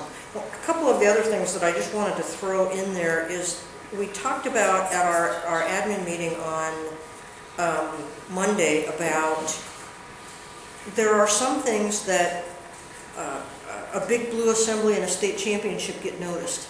And so we talked about what are those things that just fly under the radar that we don't notice and that we don't see. And so again, it was the Veterans Day assemblies that just, it's a great tradition, and I just love it. But I asked for what are some of those things that fly under the radar. And a couple of things that I heard, kindergarten classrooms at Clemens are participating in STEM Fridays, so science, technology, engineering, and math. And so the regional STEM hub, supported by Lynn Benton Community College, comes over and works with students, and they do small group stuff, and they did some circuitry stuff a week or two ago that had students all of a sudden turning something on that they wouldn't otherwise anticipate. So they're enjoying that. We've got movie nights returning to the elementary school thanks to the parent-teacher organization. It's an evening for families, so kids don't come alone. It's families, and you get to come hang out and watch a movie. And I'm glad they're coming back because it's a great opportunity. So the first one is tomorrow night. Blodgett, they have the unique opportunity to be able to have students, because of their size, do different things. So for them at Halloween time, the entire school with a lot of parent volunteers did a Harvest Halloween celebration that was pretty much a whole afternoon of crafts and various activities and lots of goodies and sugar and things like that. But it just is it's a unique experience when you can pull a whole school together in the same space because of their size to be able to do that. Philomath Middle School talked about two big events tomorrow. Their first quarter passport party, which passport has to do with behavior, following the rules, staying on track, some of those kinds of things, that you get to participate in a special activity. So when you see in here on the first quarter passport party that 75% of the student population are eligible to participate, that says a lot of things. It says students are doing very well, but it also, in their level of importance of being able to talk about how do we follow rules and how do we interact with each other, and really taking the first part of the year to be able to address really the student as a whole, over and above heavy emphasis out of the chute on all the academics. There's a whole student set there that is really nice to be able to see that number of students who are doing as they need to do. And the first quarter honor roll assembly is also tomorrow. Steve and I were looking at numbers of kids who would be recognized, and it's going to be huge. So I think the parking lot at the middle school tomorrow is going to be full first thing in the morning in recognition of the first quarter honor roll assembly. The high school talked about, and I know there's a lot more classes that are what we call hands-on and minds-on opportunities, and a couple of things that talked about were the shark dissection in science class, the organ dissection in anatomy and physiology, and the mock congressional opportunities in social studies, to a point where I heard that a student filibustered for a whole class period. And, but that's the real way things work. And so it's kind of like, what an incredible opportunity. And I told him, I said, I want to know who that student is and when he or she will run for president into our future. So the Philomath Academy is hopping. With the unique learner needs and desired outcomes of students, it's a real big variety. And I love it when I think it was Tuesday, sitting in my office, and I could hear people laughing back here. So I just had to come back and see what they were doing because they were having so much fun. But things are going really well there. Technology department is working with a group called Ednetics as our vendor to help keep our phone system up and functioning. Right now we've had some issues with people getting their extensions changed to represent their own name. So if I've moved classrooms, my phone extension might not have my name attached. The other piece of that means that I haven't been able to get into my voicemail, so if people are leaving me messages, I can't retrieve them. So that's getting fixed. We also have our Technology Advisory Committee that's back up and operational. Appreciate the people who participate, Nicole, and others. Just that committee, it's a real help to have our Technology Advisory Committee. Student Services. One of their comments was the responsibility for some specific groups.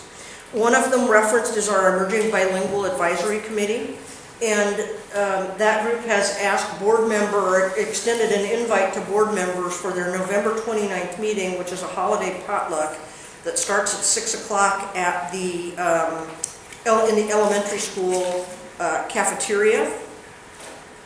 I get my cheat sheets out that Cynthia gave me.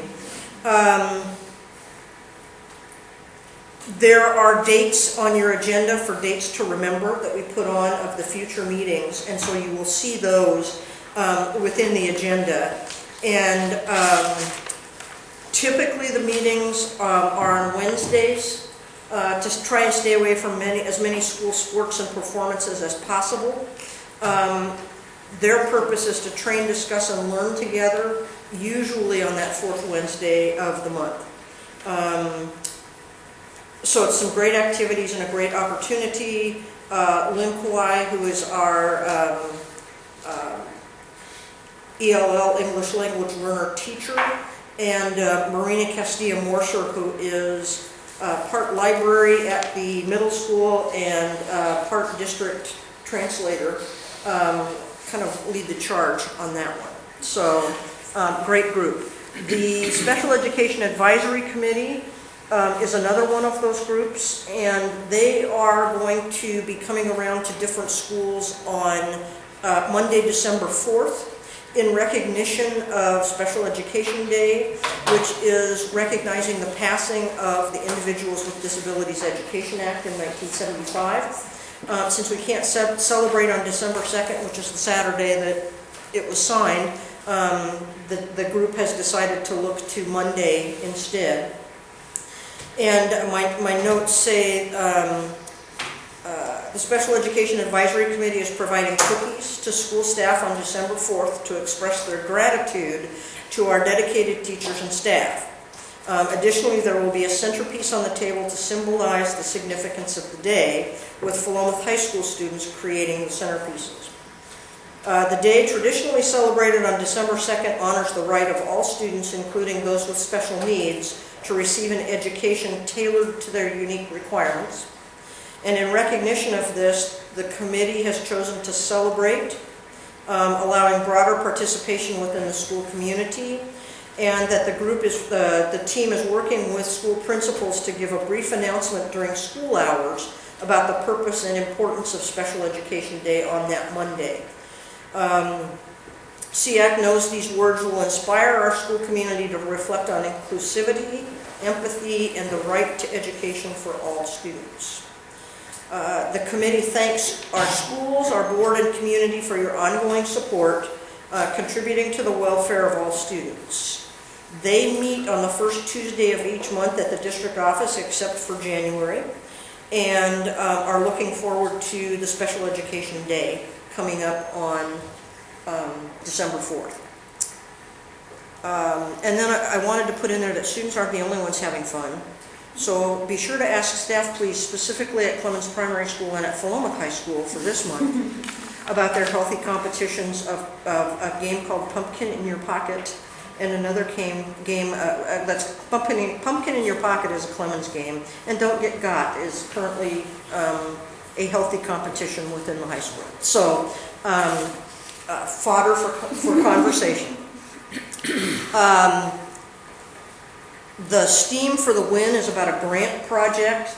Chris Singer, who is the lead of our STEM hub through Lynn Benton Community College, obtained $30,000 in funding to train, support, and support special education teachers, special education staff, and to provide some classroom materials They will be working into a drone activity project, and funding supports field trips to local employers, the mill, or the Manufacturing and Innovation Learning Lab at LBCC.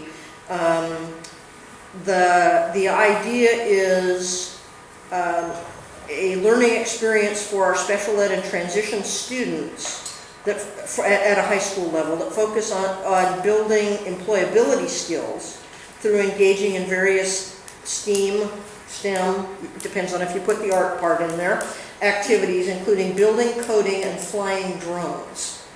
So it's going to be interesting to look at creativity, problem-solving abilities, and all while looking at what are those employability skills that will help prepare for careers beyond graduation. So it's a nice partnership that many of our schools have with the STEM Hub, and we see a lot of Chris. So it's very good. Cynthia, did I miss anything? No. Okay. Wanted to note Native American Awareness Month, that November is that, honoring our Native American and Alaskan Native populations. And it's again about another rich, diverse culture that we can recognize within our community. Happy to announce that Next Steps Preschool, we got the announcement from Strengthening Rural Families that there is now a commitment to finish the year with Next Steps Preschool. So we will use the funding we get from our early learning hub, our early learning group. At this point, there will be no other district funds because we've typically put anywhere from $50,000 to $80,000 forward into that to be able to help support that. There will be a shorter winter term, but the announcement has gone to families that there will be a winter and a spring term. So I'm really thankful to Strengthening Rural Families and their commitment to being able to help us see that keep going. Oregon statewide assessment is coming after the first of the year. It's just a reminder that we test students in grades 3 through 8 and 11. We have language arts testing, mathematics testings for our students in grades 3 through 8 and 11, and science is at grade 5, grade 8, and grade 11. We have a required annual notice that the state asks us to post that is just letting people know what the opportunities are and how those move forward. So wanted to make sure that continues to be on the radar. And the other part of this that I put in here was just a whole series of dates to remember that have different competitions and athletic contests, our winter programs, but between now and the time we leave for winter break, it was a way of being able to put out some of that information. Other than that, we're sitting eating chocolate and staring at each other, so. Susan, I just got a message from the public that the sound isn't working, so they're watching or your mic, they're saying they're Ranchburger, so there's no sound coming. That's correct, and I'm recording it, and the tech department will overlay the audio recording over the video recording, and it'll be uploaded back on our page. So, thank you for bringing that up. I appreciate it. I'm looking forward to watching you text that message back on your flip phone. Oh, Lord. So, questions, comments? Yeah, one question. I meant to bring it up during the consent agenda, but didn't because of all the special ed. Are we hiring a replacement student services specialist? Yes. Okay. Yep, that's in the process. Okay. I had a question because it was something that had been raised about the academic calendar having Yes. an issue. And since that's something I believe we vote to approve, Yep. I was wondering if we could get an update on what that issue is Yep. and where we're at in the resolution process of that. We are discovered that we, in our interest to try and accommodate conferences for elementary and for secondary at different times, we actually put early release days on the Thursdays and allowed staff prep time, if you will, before leading into the conferences. And mistakenly, we had those counted as 2 days. I mean, as a student day and an adult day. Okay. And so where we're at right now is taking a look at the calendar and being able to say we have 189 days of a 190-day calendar right now. How do we need to want to move forward? I'm not seeing what I need anyway. How do we move forward with that? And which day? How do we take one of our makeup days and make it a school day, and it would be an adult day? We've got enough student days. It's the adult day. Do we hook it on to the end of the year, or what do we do? My understanding, and Jennifer, I hadn't talked to you about this yet, was the calendars that went out had replaced the Friday, February day. Is that right, Dave? I believe it's 16th. The 16th, and made that a school day. So we need to have some conversation about if it was already replaced on the calendars that went out to staff. Okay. But that's kind of what's being looked at right now, is the possibility of one of those makeup days becoming a teacher day. And not having to extend the school year into June yet another day. The question that we've talked about also, that we talked about today, was how do we avoid this for next year and make sure that our day counts are correct, and is it really working for us to try and split conferences to accommodate secondary and elementary at different times, or do we need to put them together? What do we need to do? So that's where we land right now. I had asked, we had talked about PEA putting out a survey to members to say, what would you prefer in terms of makeup day? Conferences or the makeup day? The makeup day. What would you prefer for the makeup day? And then we heard today that the calendars that came out may have had the 16th already listed as a day that had been chosen by someone to be able to keep as the makeup. So we're going to get to the bottom of the questions and go from there. Okay. Is there any reason that the elementary conferences couldn't coincide with the end of trimester one for high school? I mean, I know it's a couple weeks later, but... And that's a possibility as we get things moving forward, because at the elementary level, their formal grades are at a semester time. And so it could work that would be a good resolution into the future. The secondary schools were have typically been more interested in having their conferences earlier, so that there's opportunity for students to improve grades, things like that, before the actual grades come out. So that's where we've tried to accommodate. Last year we went back to a common time. I think we had in the fall one day where elementary students were off, and another day that secondary students were off, and that wasn't. It goes back to once if one group of students are out, it seems to be beneficial to have all student groups out, because we either end up in some instances with our secondary students staying home to take care of elementary students and not being a part of their own schooling experience,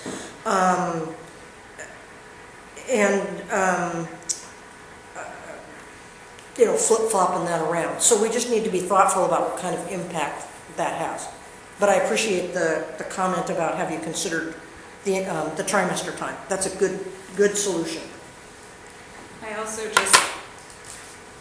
when I look at the world and how it works outside of the school district, if something was approved and signed off on and presented, there's a good chance that people have scheduled vacations around those days off that are on there, or made other plans, and I do think that the responsibility kind of lies on us. Like, we approved it, maybe we needed to do more due diligence. And it was, the committee came back and we looked at it and we said, we've counted it, because there was, to give you an idea of the 5 people who worked on the committee, we had 2 that counted 180 days, we had 2 that counted 179 days, and 1 that counted 181 days.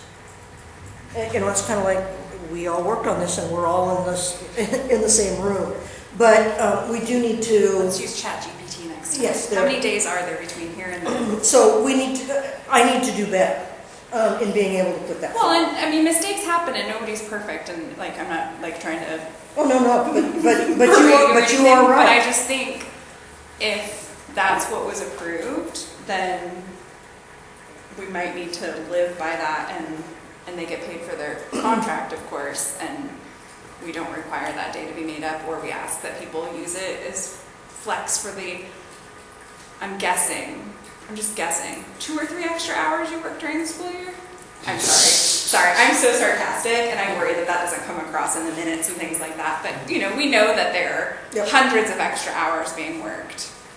That's just my perspective, and obviously that's not our decision to make tonight, but I just wanted to raise that. I think that feels like We'll bring that back around in December to be able to make sure we can share, and then I think it would be, since the board has to approve, it would be valid to be able to have the conversation and make those decisions. Okay, thank you. That's why I was asking about the calendar. I was like, it's here, but it's not like here. For so many years early in my teaching career, if we had a snow day, usually the first day or 2 we didn't have to make up as teachers. I mean, the board just said, okay, yeah, no problem. You know, and then we started putting the makeup days scheduled into the calendar, and that started to go away. But yeah, the teachers work so many more hours than what they're technically paid that I wouldn't have any problem with that. So, yeah, we'll bring that back in December. Thank you. Thank you so much, Susan. Thank you, I appreciate it. All right. Any other comments on the superintendent report? All right, financial report. Jennifer. Yay. Hello. We met with our business manager group today and talked about how November is usually kind of a quiet month where you can get caught up in the beginning of the year, and everybody's still waiting for that to happen. So it's somewhat quiet, but it's not like we normally expect. We still haven't heard from the Department of Ed about updating or reconciling the state school fund. They're still deciding, still analyzing districts that have submitted changes to see whether or not it's worth updating. So we don't know if our state school fund. Because we're up, right? But then Corvallis is like down 10% and their students. A lot of them around the state are down, but we're up. So we're really hoping for a recalculation this month or next month. And we know at the end of the year we'll probably, they will rebalance, and it will most likely be a difference, but we don't know yet, unfortunately. So we're still working within our appropriations that we have. And then I'm putting together the fall, which won't be fall anymore, it will be January budget committee information session. I haven't set a date formally yet. I was going to reach out to the whole committee and propose a couple of dates for that January meeting. And then we'll work on the calendar and have it at the January board meeting for approval for budget building. And hopefully, cross our fingers, tomorrow the CPS Clubber play area goes out for bid. It will be posted tomorrow for public bids, and we'll open them in December. How's the temporary one working? I haven't been over there, and I haven't heard any, no news is good news. Yeah, Better than nothing. Yeah, Yes. it's they're gonna appreciate the bigger. Yes. Yes. But it allows them a classic place to be. Yes, it does. Yeah. So they're happy that there is a temporary solution, not a solution, but Yeah. Well, Yeah, stopgap for now. stop that for now. Yeah. So it goes out to bid tomorrow, and then they open when?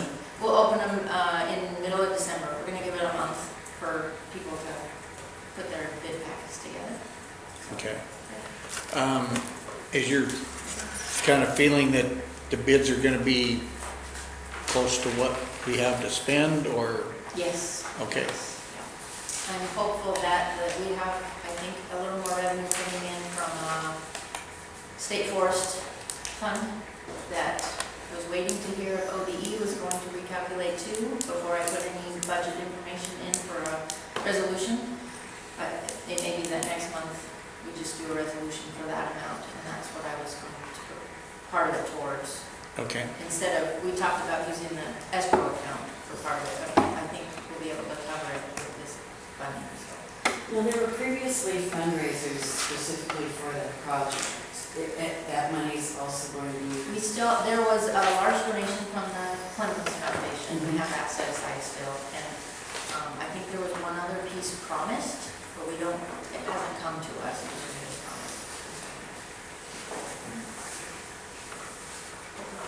Looking for a plan for you. It's all in here. And that's all I have, unless you have questions. Okay, Thank you so much.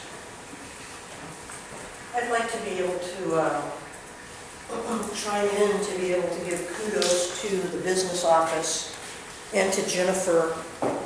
The auditors were on site with us for a day and did a lot of stuff off site, and normally that's unheard of, that you're going to have an auditor in a space for only a day. And the tentative reports are back already, and information exchanged back and forth. And so I just want to give a shout out to Jennifer and to the business office staff for having things so well together, that things went through quickly and smoothly. Good job. Okay. Thank you. Thank you. All right, going on, strategy and discussion, communication protocols. Oh boy, and I forgot the piece of paper. Let me pull it up here. I knew I'd forget something.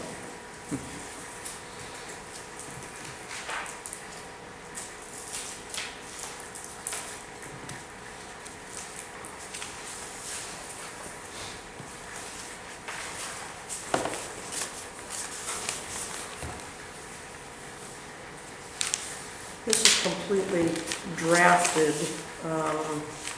that I put out there, and let me share it here.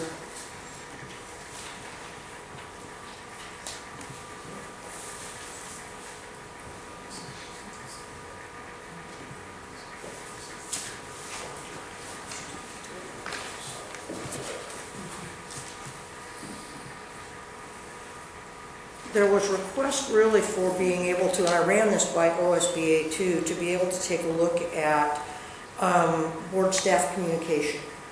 And we want to be able to have communication, but we don't want to get us caught in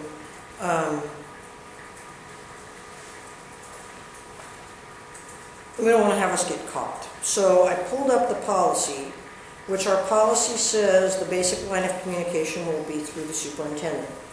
So we've talked about, in the policy it says staff communication to the board. It talks about board communications to staff and visits to schools. So And I actually pulled up that policy and read it when we visited the high school. Okay. I mean, I read it to the perfect, that was there. which is great. So, and this, it says draft on it because it can all be refined.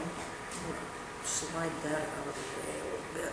So staff communication to the board, all formal communications or reports to the board or any board committee from principals, teachers, or other staff members will be submitted through the superintendent. This procedure will not be construed as denying the right of any employee to address the board about issues which are, I've got it too big here. Where are we? My cursor go.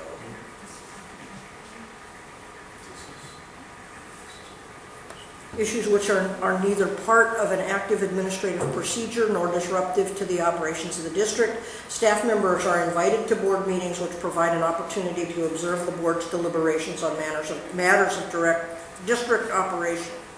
Board communications to staff. All official board communications, policies, and directives of staff interest and concern will be communicated to staff members through the superintendent.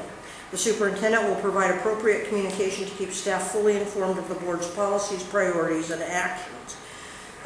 Visits by board members in their official capacity will be conducted only under board authorization and with full knowledge of staff, including the superintendent, principals, and other supervisors. School visits by board members will be regarded as information expressions of interest in school affairs and not inspections or visits for supervisory administrative purposes. And so I wanted to go back to the policy that either gives us the opportunity to be able to say, well, our policy's screwed up, or to say, this is what we agreed to and this is what we want. So it was really about a distinction between when we were having conversations about what's the difference between a school listening session and a school event or activity visitation. And so I took a stab at school listening session being board member attendance at a sit-down session targeted for listening to specific topics, or board member attendance to hang out with staff during school lunch break or prep time, versus a school event or activity, so attendance at a special assembly or activity or classroom activities, and the different protocols. So in a school listening session, notify school administration and superintendent of desire for such a session, schedule the school administration at a time when administration and superintendent can be present. And the purpose was really about a desire for transparency across schools in the district. It requires full attendance to hear some positive praises and or concerns. And superintendent and school administrators are tasked with the day-to-day operations of the district and schools. Let me go to the other side and then I'll explain a little bit more. In the school event, it's working with teachers and school administration to schedule visitation, checking in with the school office upon arrival, and the purpose is to see students engaging in school events activities that support their achievement and growth, and seeing staff engaging in school events activities or professional learning. So the desire was to try and part that out because there's been question about, first of all, if it's the listening session, we're only 2 board members. And so we have to adhere to that. And in the interest of, Dave, what you had mentioned earlier about communication and transparency,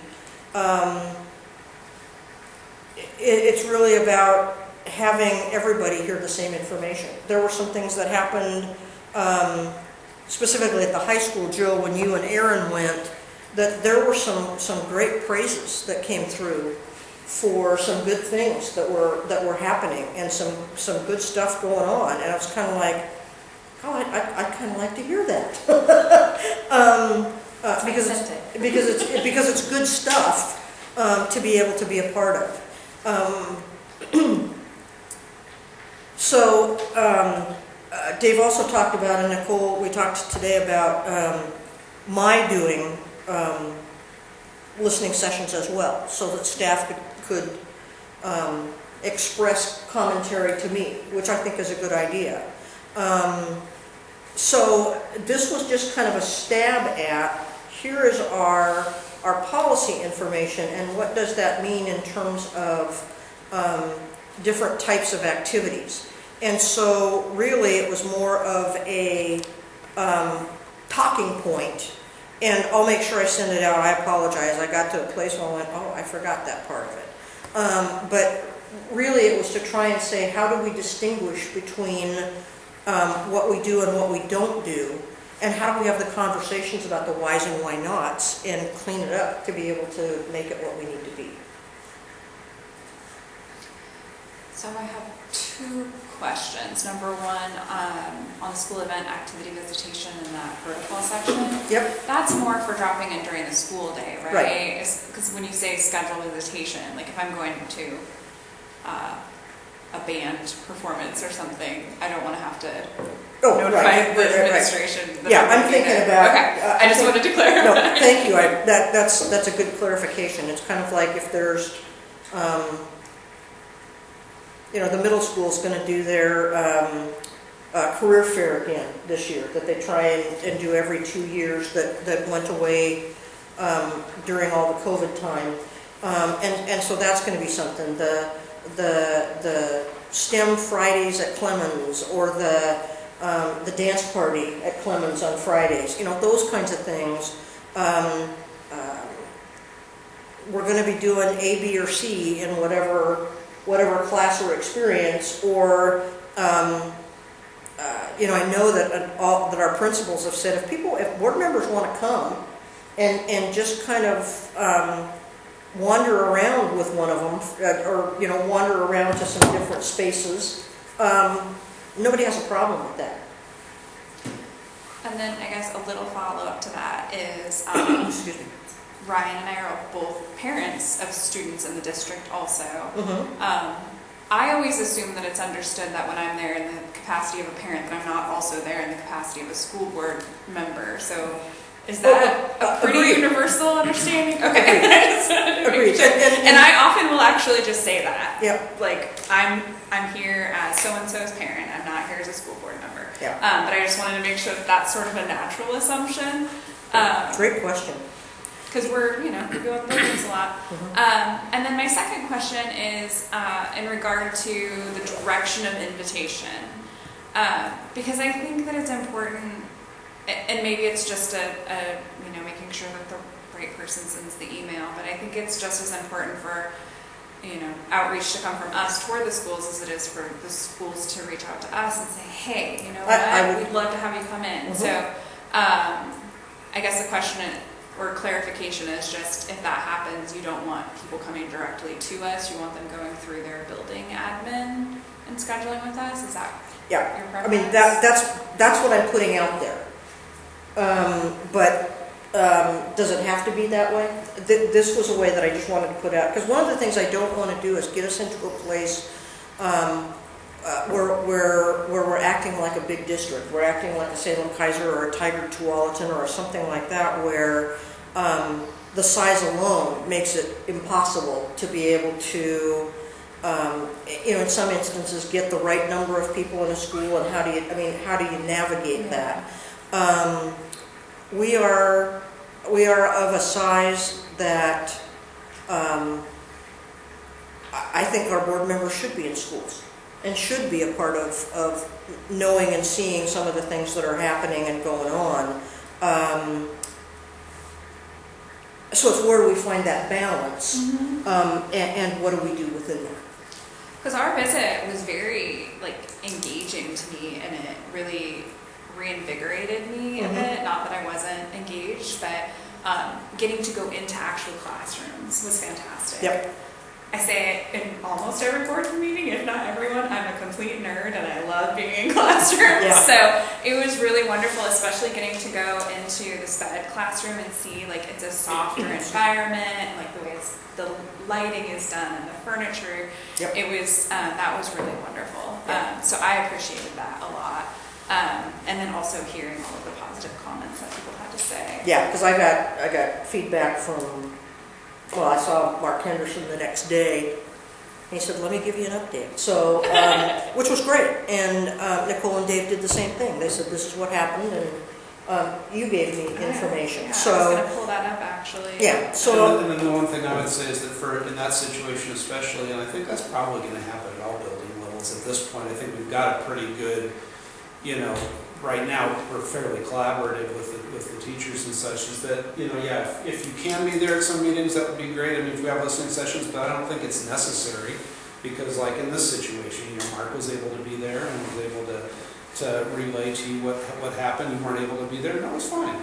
I don't see, you have so much on your plate. I don't think you have to be at every, meeting like that.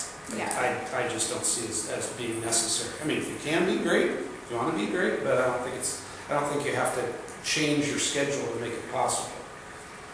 And I think Sandy and I's experience by middle, to me, it felt like where we went was good. It felt like we were being shadowed, maybe, like we weren't trusted to go on our own. So for me, it felt like we were creating a bigger separation because of how we had to do it. Because as we went, it just seemed like we weren't allowed to go on our own because we weren't trusted. So that kind of that makes us separated more from, I guess maybe it wasn't as welcoming maybe as to, I don't know how to. And I don't think we had as good of attendance either from the teachers and stuff as we could have. I mean, that was disappointing. Yeah, I agree with that. I agree with that. And I also feel like when we have time to go do visits, I would hate for your schedule to be the determining factor. If we have an opportunity to go, I wouldn't want to be denied that because you're not able to be present. Do you understand what I'm saying? yeah, and if I can't be present, I think it's important that one of the school administrators is there to be able to listen. And that's part of what Rick and I talked about was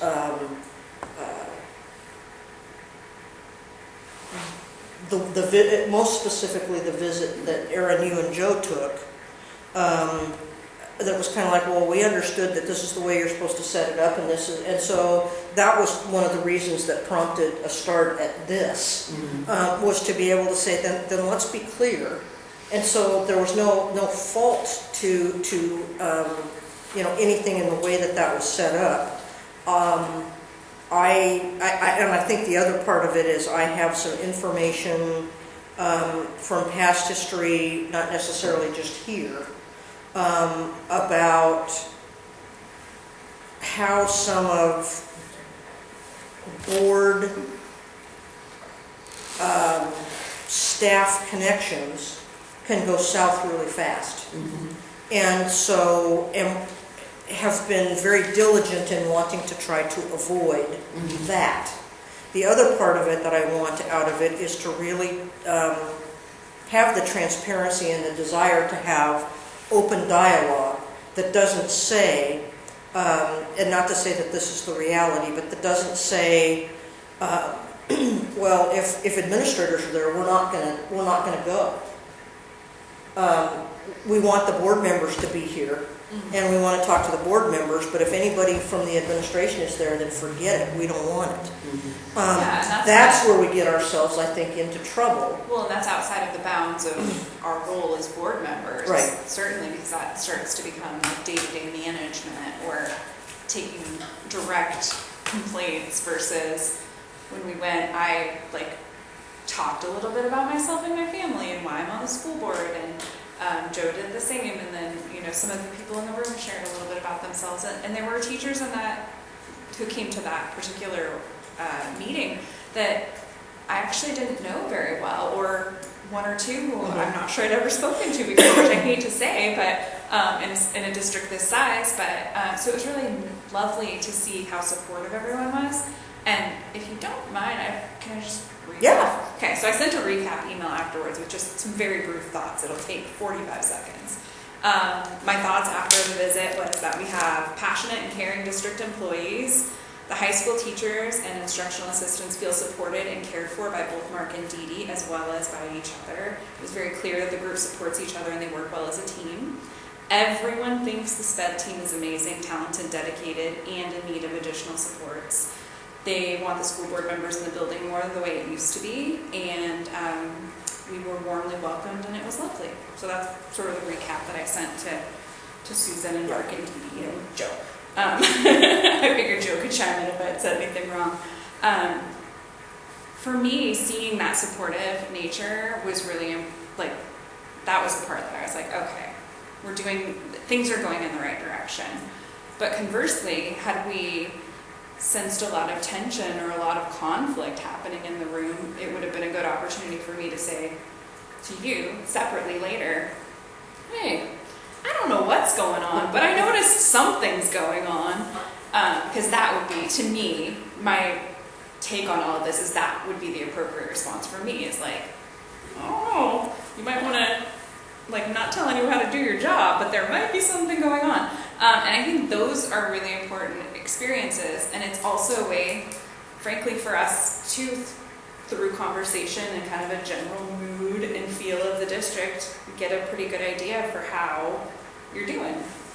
And that's part of our evaluation of you, is how your staff feels. And so that's my take on it, and not any oh yeah, I'll definitely get that person fired, or they're going to be in trouble. It was nothing like that happening, but just knowing, and I hope that it was received how much we really, really care as school board members about how you're feeling in your building and how the administration feels about their staff, which was so clear and so wonderful to see. That there's a really good thing going on at the high school right now that made me really happy. Again, my experience in that building, it seemed to be a very functional situation, getting more so. I mean, I've seen some dysfunctional situations in that building over the years at various times, and I was very impressed. Yeah, and Sandy, you and Ryan got a whole different experience at the same school. Exactly. Yep, you did. And that's what I was gonna say is, because we're the newbies, I think we're at a bit of a disadvantage because, you know, when we present with the whole troop, people are like, you know, they're not, you know what I mean? It was like, and we were told right there that, you know, they probably weren't as relaxed as they would have been. It wasn't about you personally, but without, you know, I mean, I think there's times you're looked at as the police. And with the police presence, I think it's harder for people to open up. And, you know, we were just kind of there to talk and visit. And, you know, we weren't there to be a sounding board by any means.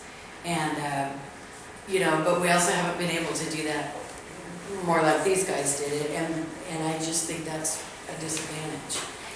And before I forget, we still have to go to middle school. I know, and I talked to Steve today. Okay. I would also say one of the differences between how it was for us and how it was for you is that Joe worked in that building for a very long time, and I've had 3 kids go through that building, and Sure. I spent a lot of time with probably 2/3 of the teachers in there I knew very well, Sure. and some of, you know, Right. so that might, like, people Sure. know that they can make a somewhat too completely inappropriate joke in front of me, and I'm going to embrace it and love it, whereas they might not know what your sense of humor is. Exactly. Yep. And that's where I say we're kind of at a disadvantage. Well, I think Because some people, I think some teachers, staff weren't sure why we were there. Right. And so they didn't know What to expect, Yeah, what to why we say. were coming. Right. And again, that initial communication, like in our situation, should have been better. I'm sorry. You No, know, but we're it worked learning. out, and we got there. But yeah, I think that's what this is all about. Is trying to again better communication. Yeah, Yeah, on for us. sure. All, For that. yeah. And it was All of us. suggested to us that maybe school board visitation to the schools on a quarterly basis.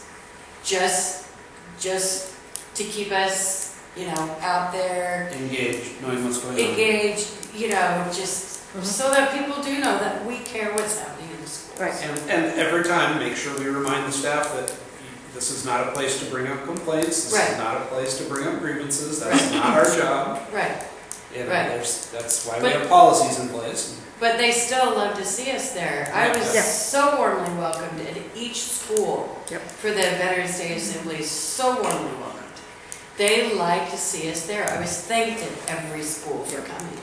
Because, I mean, I was told at more than one that they don't normally see school board members at anything. And so to be able to do that, and sometimes it's sort of almost on a whim, right? It's like, oh, wait, well, yes. I've got this block of time, I could go to a school, Yeah. you know, and, yeah, it's just been a real gray area. Speaking for Ryan, I think too, is that there's been so much confusion about what's okay, why can't we do this, why, you know, it's. And that was one of the other reasons too for being able to say, then let's figure it out. Right. So I don't mind sending this forward, also sending it in the direction of you. One little comment. Yeah. It just, again, our goal is to bring all of us in a workable relationship. And it felt like sometimes that we're doing something wrong by speaking to the board. And it's not what we're trying to do at all. We are trying to work as a team with everybody and just have everybody be, a part of what the process is happening in our schools. And so it's not to try to alienate anyone. And it's just like, I love the fact that I reached out and asked if you would be willing to, but I'm telling you, teachers would again react differently if they're reaching out to you in a listening session and have board members sitting there listening. They would probably not be as open and honest with you, with other people in the room, feeling like they might say something incorrect. And so that's why I feel like it was a more relaxed environment too. We have a lot of young teachers that are afraid to do something that might cross those boundaries. Yep. And they just don't know, so they're better off just being Being a teacher, especially at the high school level, it's really easy to get in your own space and and just sort of get isolated, and it's just all about your classes and your students and maybe your department, but that's about it. And so it's really easy as a high school teacher especially to get in sort of an isolated situation where you just don't talk to anybody else. And maybe you don't know what's going on, but you're so, you've got so much you have to do that sometimes it's just the way it is, and you don't even think about reaching out. It'd just be nice that we're all trying to work for what's best and have a little faith in each other, that we really are trying to make things better, everybody here. And so I hope to encourage it to continue. I would just add that every person on our staff is college educated, highly intelligent, highly motivated, good people who understand boundaries. And if we tell them what their boundaries are, they will abide by those boundaries.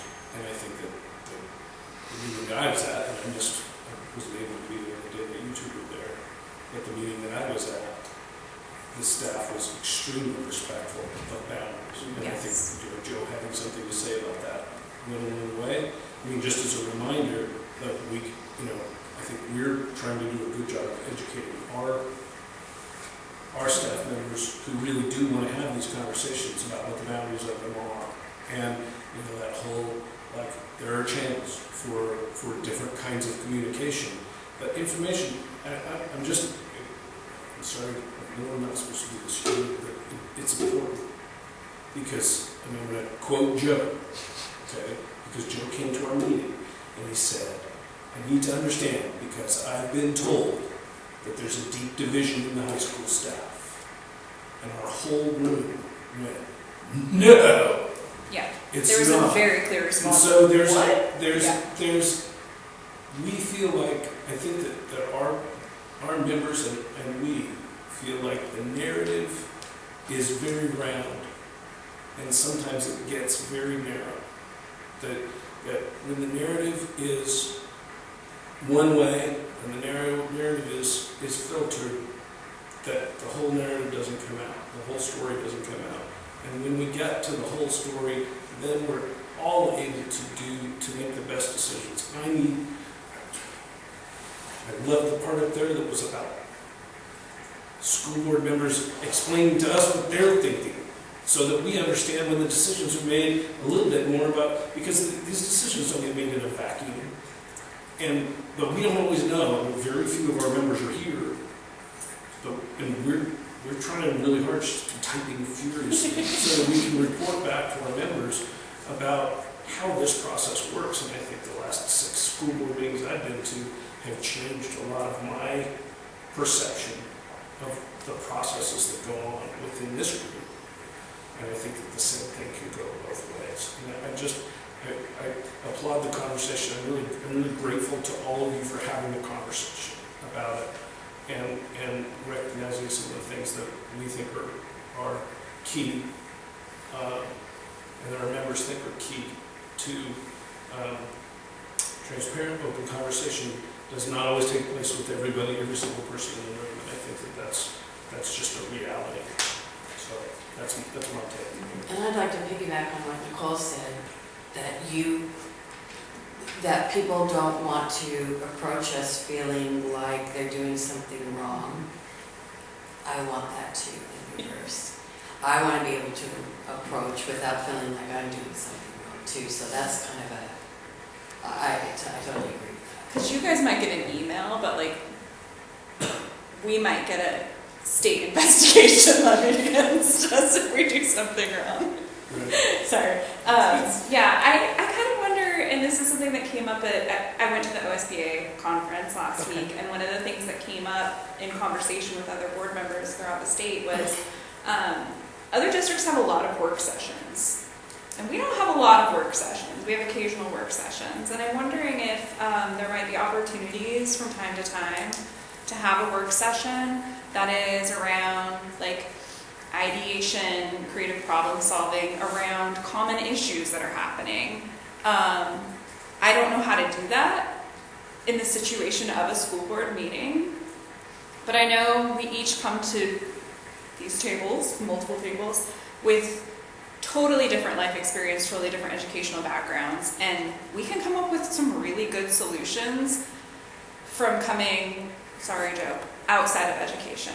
You're outside of education now. You can come up with retirement ideas of how to approach things, right? But I think sometimes, I'm never out of yeah, I was just completely teasing you, sorry. I think sometimes there might be something that feels very unique to the educational system that maybe is a business decision that Ryan's had to make 4,000 times and he has a really clear solution for it.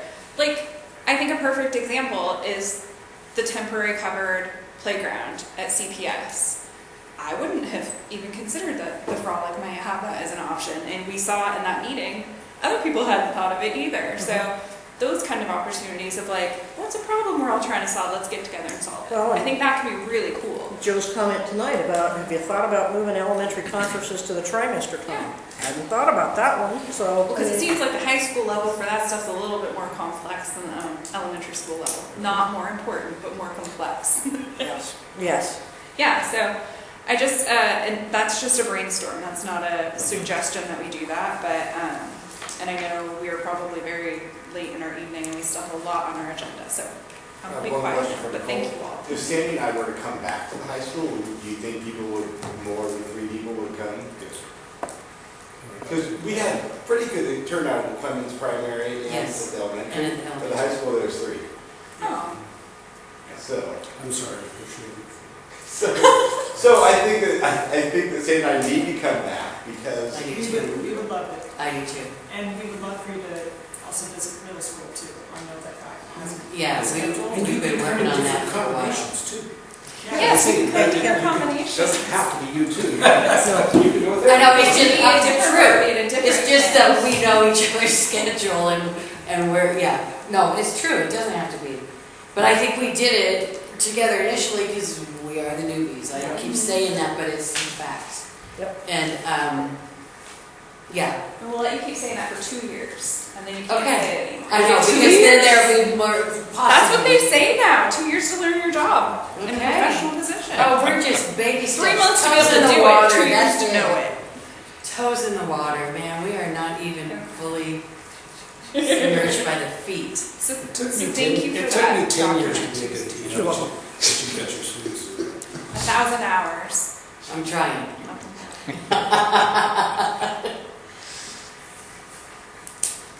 Okay. Yep. So I'll send that out to Yes, board please. members to Please. look at Sure. and play with and edit, and I'll send it to you guys direction too. And that might be a good one for policy-wise to have Yep. additional members at that meeting to Yep. attendees, not members. Okay, I think this has been a good conversation, I agree. so very positive. Thank you all for your time on that. Everybody ready to move on? Yep. Okay. 16th and Cedar Street improvements. Susan wasn't available to go to the meeting. I can't remember exactly what day it was that we had the meeting, early November, I think. Yeah. A while ago. That's Yeah. what we call it. There's going to be some stuff coming to the board that we need to make decisions on. I'm just going to kind of give a little bit of a summary of what we discussed, and there's some things that I don't have pictures to show you, but okay, 17th and Cedar that's already exists. On the south side of Cedar, there's a low spot right there that they're going to have to do something with. It's less than 50 cubic yards, so it's going to go through the state lands rather than the DEQ or whoever handles the bigger things. So that doesn't seem to be a problem. You're going to lose one spot of parking out here on this little short row right here. The last spot towards the road is going to disappear because of the street improvements. We as a district need to figure out how the drop off and pickup is going to work so that they can figure out exactly how they need to make things go on that part of it. They're gonna have 11-foot lanes and 11 foot in front of the school.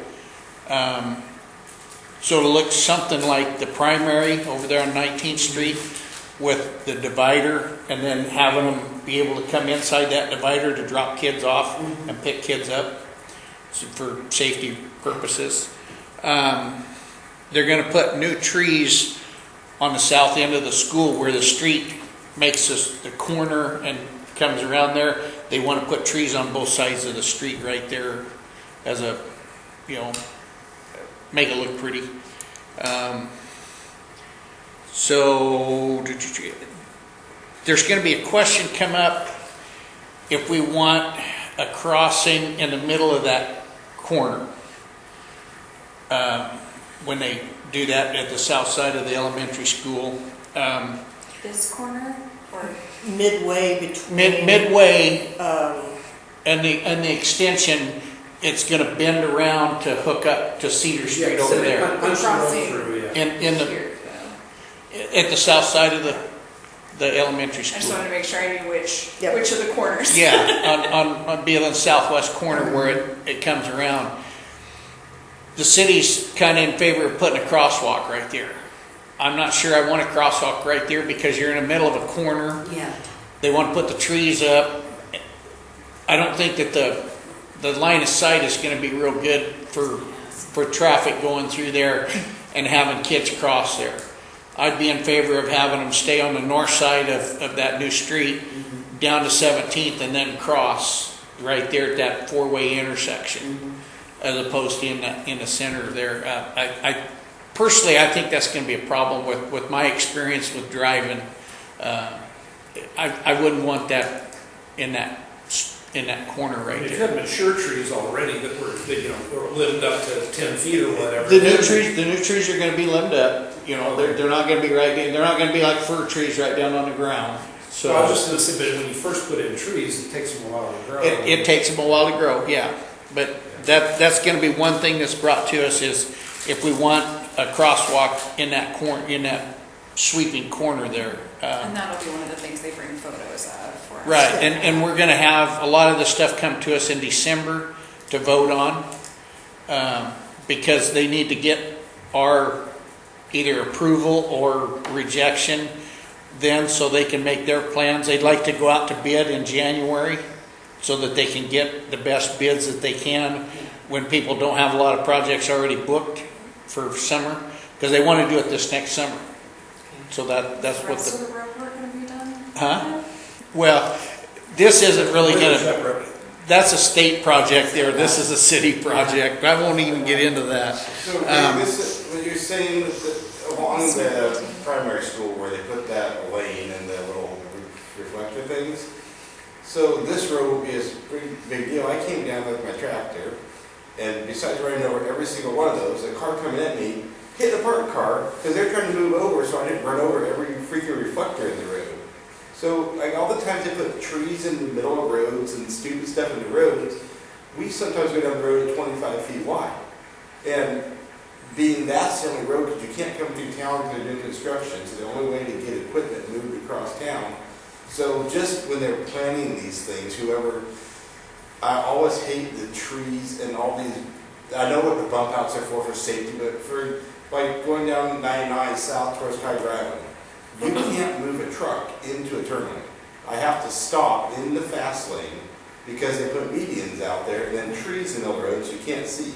Yeah. So I think trees are tremendously more dangerous than just leaving the highways open because, and granted, this road out here is not that big concern, but along the primary school it is. You get a lot of heavy, little boys go through there, wide equipment goes through there. Yeah. So I didn't necessarily follow everything, but I hate the word tree. In the road. Trees don't belong in the road. These aren't actually going to be in the road, but they're going to be lying. The pictures I've seen, they're going to be on the outside of the sidewalk. I don't think they're going to be between the sidewalk and the street. They'll be between the grass and the sidewalk. Okay. Yeah. So, and this being a city street, hopefully there's not any 25-foot wide loads. Yeah, no, I'm just in general. I know what you're saying. Yeah. So, There's some easements that are gonna have to be considered, where the corners are at. You know, the district may own some property into what they wanna come in with a corner, so we might have to allow a small easement there. The other property owners, which doesn't affect us, but they'll have the same, the city's working with everybody involved to do that. One of the biggest things for us right now is we have 2 lots. There's a lot that encompasses the track area of the school, and there's a lot south of that. They're 2 different tax lots. When they put that street through there, there's going to be a small sliver of that south lot that's going to be on the north side of that street. So what we would like to do, and what the city is proposing, is to have a lot line adjustment to the right-of-way and incorporate that south lot will now become part of the north lot. So we won't have a little sliver of the south lot on the north side of that street, which only common sense says that that's what we need to do with that. Easement to keep the sidewalk on the west side of the school as it is. That sidewalk is on school district property, the way it is right now. They would like to keep it like that. It'll be a new sidewalk. They're going to tear that out and put a new one in, but they want to keep it in the same spot. I don't see a problem with that. I don't know if any of the other board members would. They're gonna put in a new sidewalk? They're going to put in a new sidewalk, yes. I don't have a problem with that. Well, where the existing sidewalk is, they're just going to tear that up and put new concrete in there. I'm excited about that. That's the one thing. What I proposed at that meeting, and Chris wasn't sure that we could make it fly, but anybody who owns the property that the sidewalk is on has maintenance requirements for that sidewalk. You know, it's the landowner's responsibility to take care of that sidewalk. If a tree is growing and pushing it up, for everything that we're giving the city in this project, I propose the sidewalk maintenance will stay with the city on a permanent basis. And he said, well, it'll need a special agreement. I said, I'm in agreement with it. I'm in a special agreement with well, but I'm just saying that's what he said, that it would have to be a special agreement for what the sidewalk is on district property there, you know, the easement or, you know, whatever. And my idea is that the city pick up any future maintenance to that, which, I mean, there really shouldn't be any, but They put their trees there, it might push up the sidewalk. it's a possibility, but that's... And we already gave them easement. Or approved easement before. We gave them a chunk of the lot to I believe, through, so. and I could be wrong on my numbers, but it's something like the value of the property that we gave them in the easement was $160,000 or $80,000, and we're getting like $60,000 back. So I think that they have some room to give back to the district a little bit more. There's a sidewalk out there too. Well, that they can replace. I already said I'm a little snarky but to neighbors. anyhow, this is on the new construction. Yeah. And they would also like to help with the sidewalk at the south end of the school. There's already a sidewalk that comes down at the end into the play area, but it has no steps and it's too steep for ADA. It can't be ADA compliant. But if they start south of there and come back towards the north at a gradual slope, it will get a walkway, a sidewalk that's within the tolerance of ADA. The percentage, I think, is 5% slope. And it'll be less than that, so they can make that an ADA. And it's not something that we have to do, but it would benefit the public in being able to come down that way. But they would still leave the sidewalk the existing, but they would put steps in it up by the road to get it down, and then come down at a lesser slope. But it wouldn't be ADA compliant. Where and he'll have the maps when we come at the next board meeting to show all of this. But I'm just trying to get everybody kind of up to speed of what we discussed. So I think that's, yeah, the easements on 17th and Cedar, the lot line adjustments. It's all basic things that isn't going to be a real big deal. That probably the biggest thing is we're going to lose one parking space, but we're not going to have, we're going to have more room for the buses to be out on the street as opposed to in the parking lot. So, anybody have any questions? Okay, but that'll be brought to us next meeting for approval on lot line adjustments and easements and things. And pick up and drop off, right?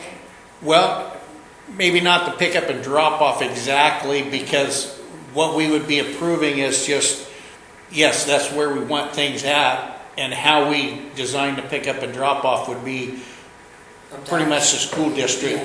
You know, they're going to give, you're going to have this much room to work with. You figure out how you want to do it. Yeah. So, I mean, that's all we're approving, is that we want to keep the lines where they're proposed, and then how we do the pickup and drop off would be a district. Yeah, I'm in conversation with the bus company, so that we'll, their manager, their local managers, out on leave right now, will come back in early December. And so I've been waiting to talk to her, because she's the long-term guru about what we want to look at in terms of pickup and drop-off and pathways and things like that. Ask Lisa to all of our morning Yes. staff who are out there doing Yes. it every day. And Yep. every Yeah. afternoon, Absolutely. versus me just yelling, tuck and roll. Yeah. So anyhow, that's what's coming to us next month is, you know, these proposals, so that they can get it going and get out for bid and everything. So that's all I have for that. That's a lot. Thank you so much. Okay, state report cards. Yeah, you have the state report cards that I shared with you. And, excuse me, they are it's interesting how you take a look at how they decide which students count and which students don't.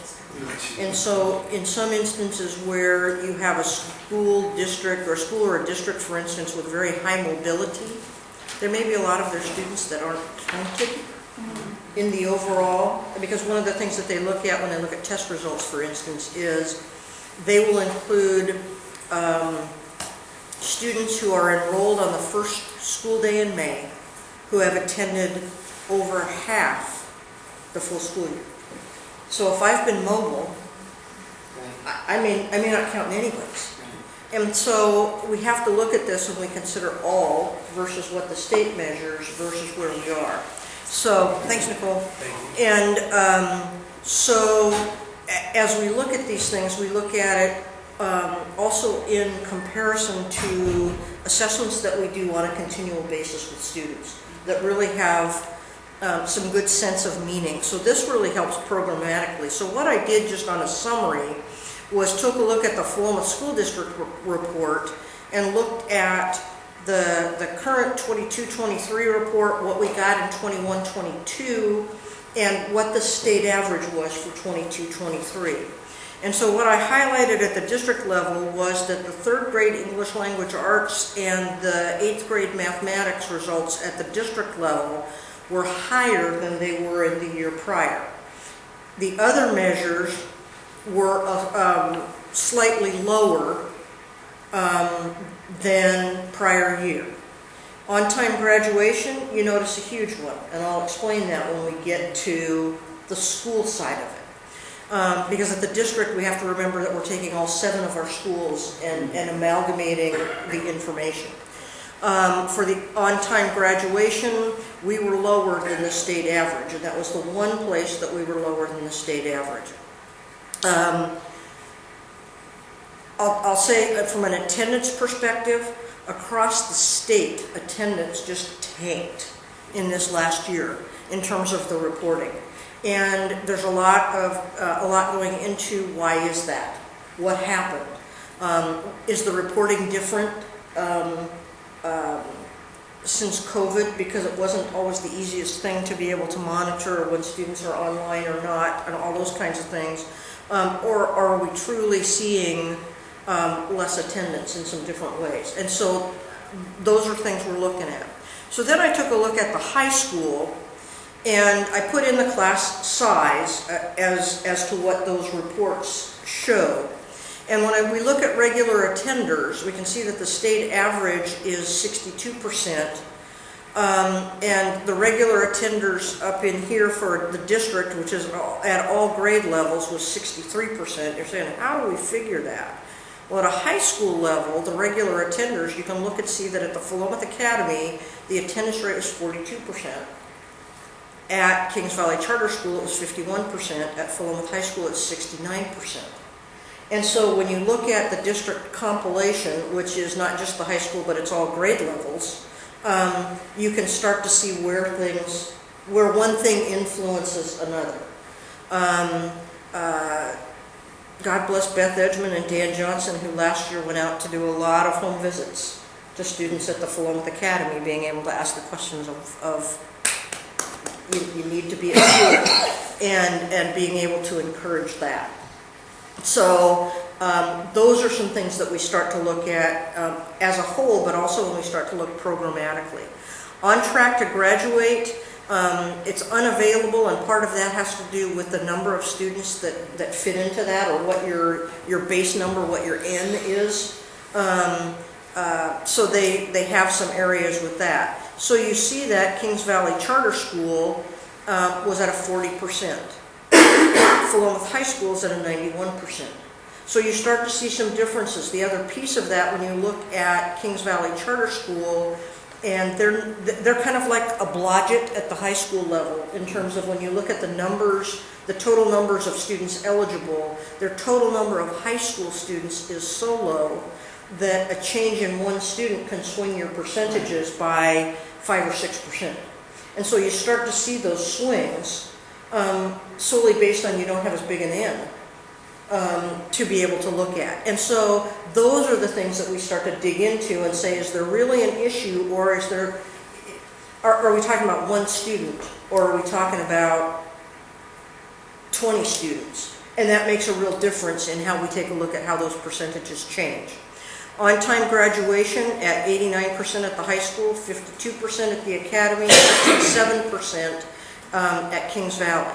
The 5-year completion, absolutely strong, which says that Philomath has a commitment to being able to make sure that students attain something in terms of a viable diploma or whatever it is. 5-year completion is also where all our GED completers flow into. And so based on GED completers, which I think I told you 2 years ago we had 2 GED completers at the Philomath Academy, and last year we had 16. And so it's a kudo that we've got those kids that are doing the completion, but they don't count in the on-time graduation. And then college going, I don't know how they figure that, but you get to look at some of the specific numbers here.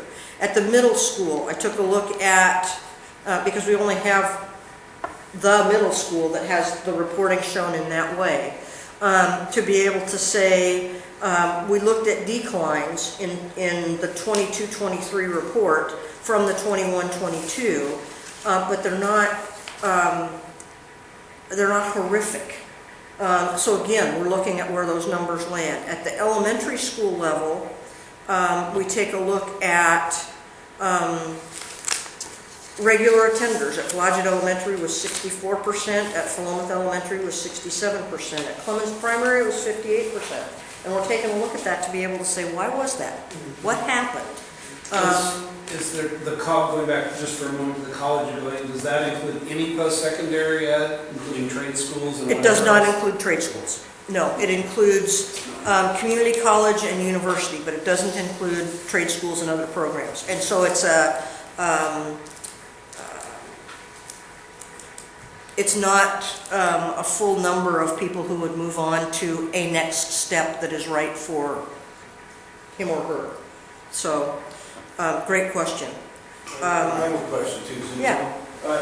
I understand the number of students, I'm looking at the Kings Valley one. Yep. Regular attenders, and is it because their numbers are so small, their percentages are lower, or is it that people go there, or why are there less regular attenders? Is it just truly because there's 2 people make a bigger percentage, or is there something happening that there's less people showing up on a regular basis? And that's what we try and figure out. That's what we're going So back you're through now that we looking see into it, is to be able to say, if that percentage change accounts for only 2 students or 1 student, then we have some explanation. But we also want to take a look at, but what does that mean overall? What are we looking at in comparison, where we can take a look at our own data to say, inclusive of all our kids, this is what it is here, this is what it is there, this is what it's here. I think we're still receiving fallout from COVID. We are, From a lot of this and stuff. we also know that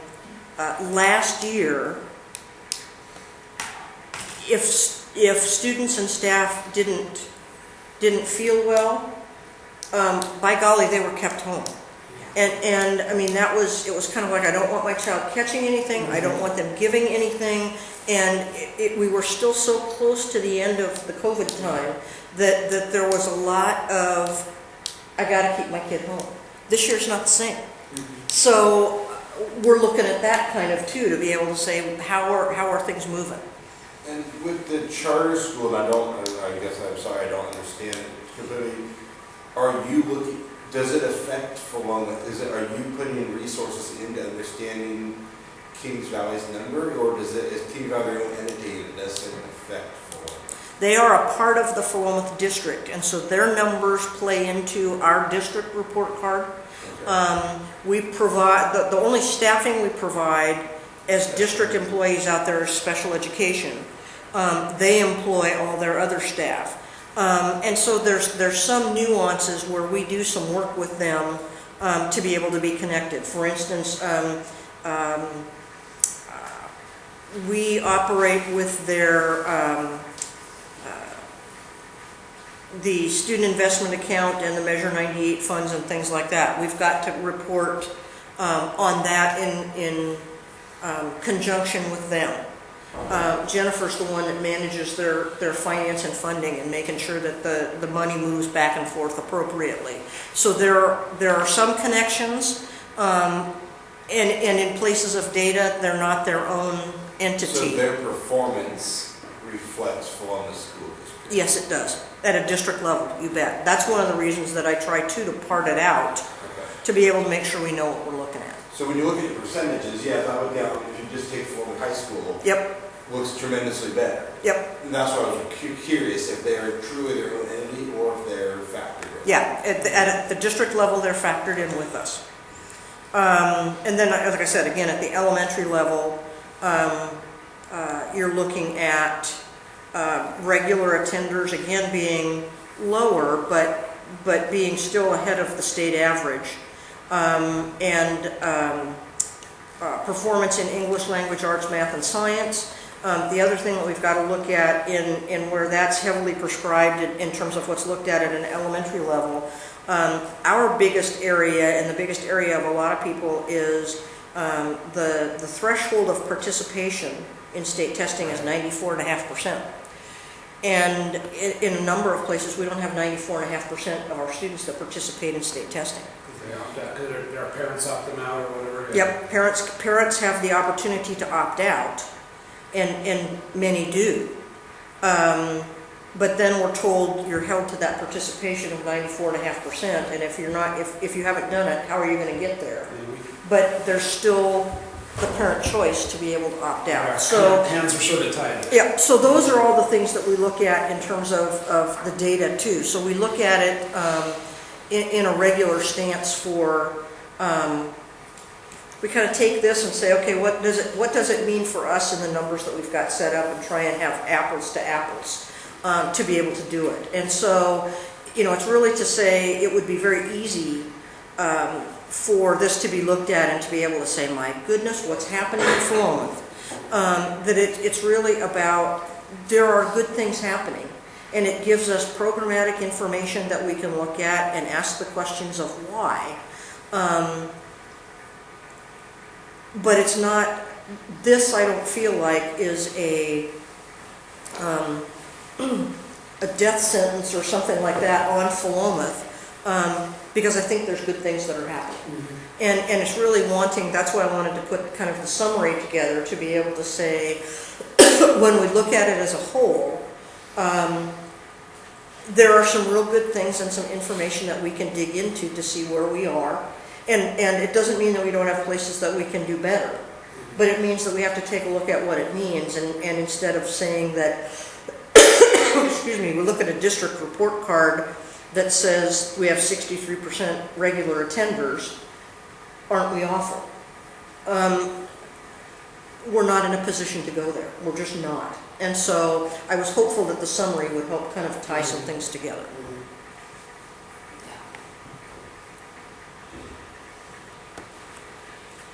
Okay.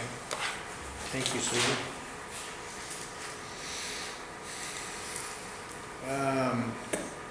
Number 4, initiation of superintendent's evaluation.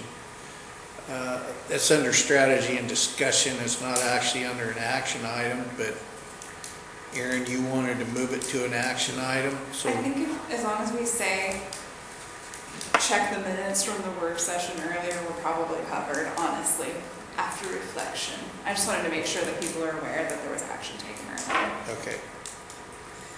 We can just say action taken at work session. Action taken. All right. Moving on to D, discussion and action items. There's a lot of policies on here tonight. There are a lot of policies. Huh? There are a lot of policies. Yeah, well, if nobody has any objections, I think we can group them all together and just, have a motion to approve or reject, whichever the motion be, all the policies Yes. that are listed, unless somebody wants to pull one specifically out for some reason. I just want to clarify one, and this was something that was updated for all of us informationally, but since it's presented on packet this way, I just want to mention on our packet, page 78, the final paragraph on that page, and for policy GCBDA, 78? the answer to the AR? bracket, yes, it's the AR. The Well, answer, technically, we don't have to approve the ARs anyhow. yeah, but I just want to make sure it's in records, since it's in the packet and we're lumping them all. I just want to make sure we know that the answer is that it's a rolling 12-month period measured backward from the date the employee uses any family and medical leave. So that will get updated before it's put into our policy document. All right, sounds good. Otherwise, if you're ready to entertain, would love to make a motion.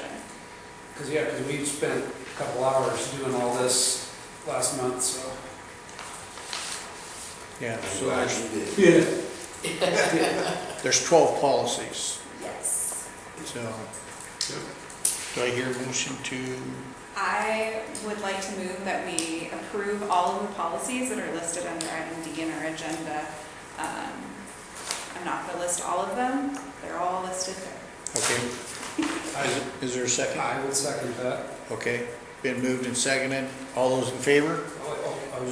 Did anybody have anything that they wanted to talk about from any of those policies? No, I read Okay, it. just want to make sure. No, we're good. There's a lot of them, so. Well, yeah, but that's why I asked before we lumped them all I together. thought you normally ask for questions after you ask for the motion, so I was just. Yeah, But no, but you're trying to speed it up a little bit. No, I understand. No problem. I'm with you. Okay, so now we'll vote again since all those in favor? Okay, motion passes 5-0. Thank you. Okay, no problem. Number 2, the OSBA work session number 2, set the date. She didn't get back to me after with the OSBA conference just being completed. Okay. So I'm on it with her this week, and we'll email the date. She's I was got some going time. to say, maybe you can email us choices and Yep, I we can will. get back to you. I will. Because I'd like to get that done before. I would too. She was the one primarily in charge of the fall conference. And so she was a little slammed. She's fantastic at the fall conference. Okay. And that's part of work session 2 from the work session when we had a project. Yep. Yeah. Yep, just making sure. Yep. You got it. God, yeah. Finally connected. Come on, dogs. You're learning.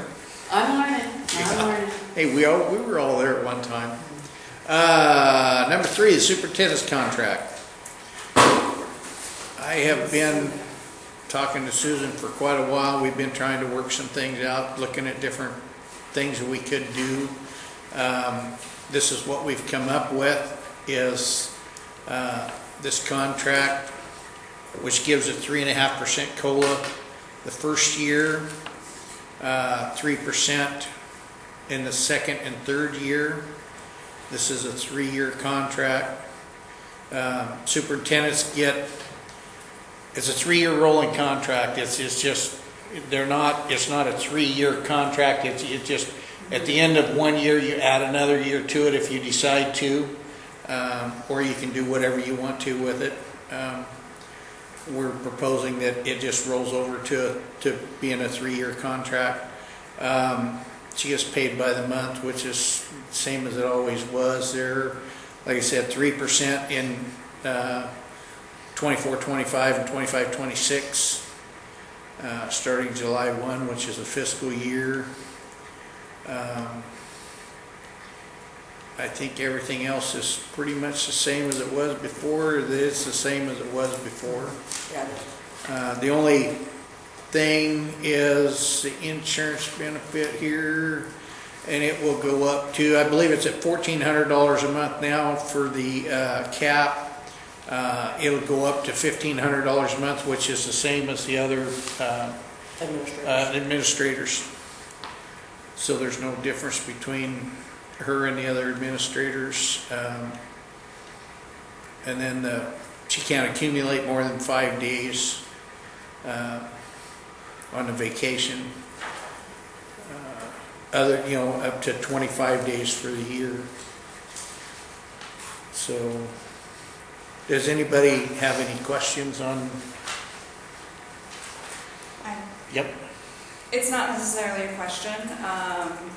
I had a chance to raise this with Susan. I wanted to make sure that I enter it into public record, that I have a concern that our superintendent's pay is quite low compared to other superintendents in similarly sized districts.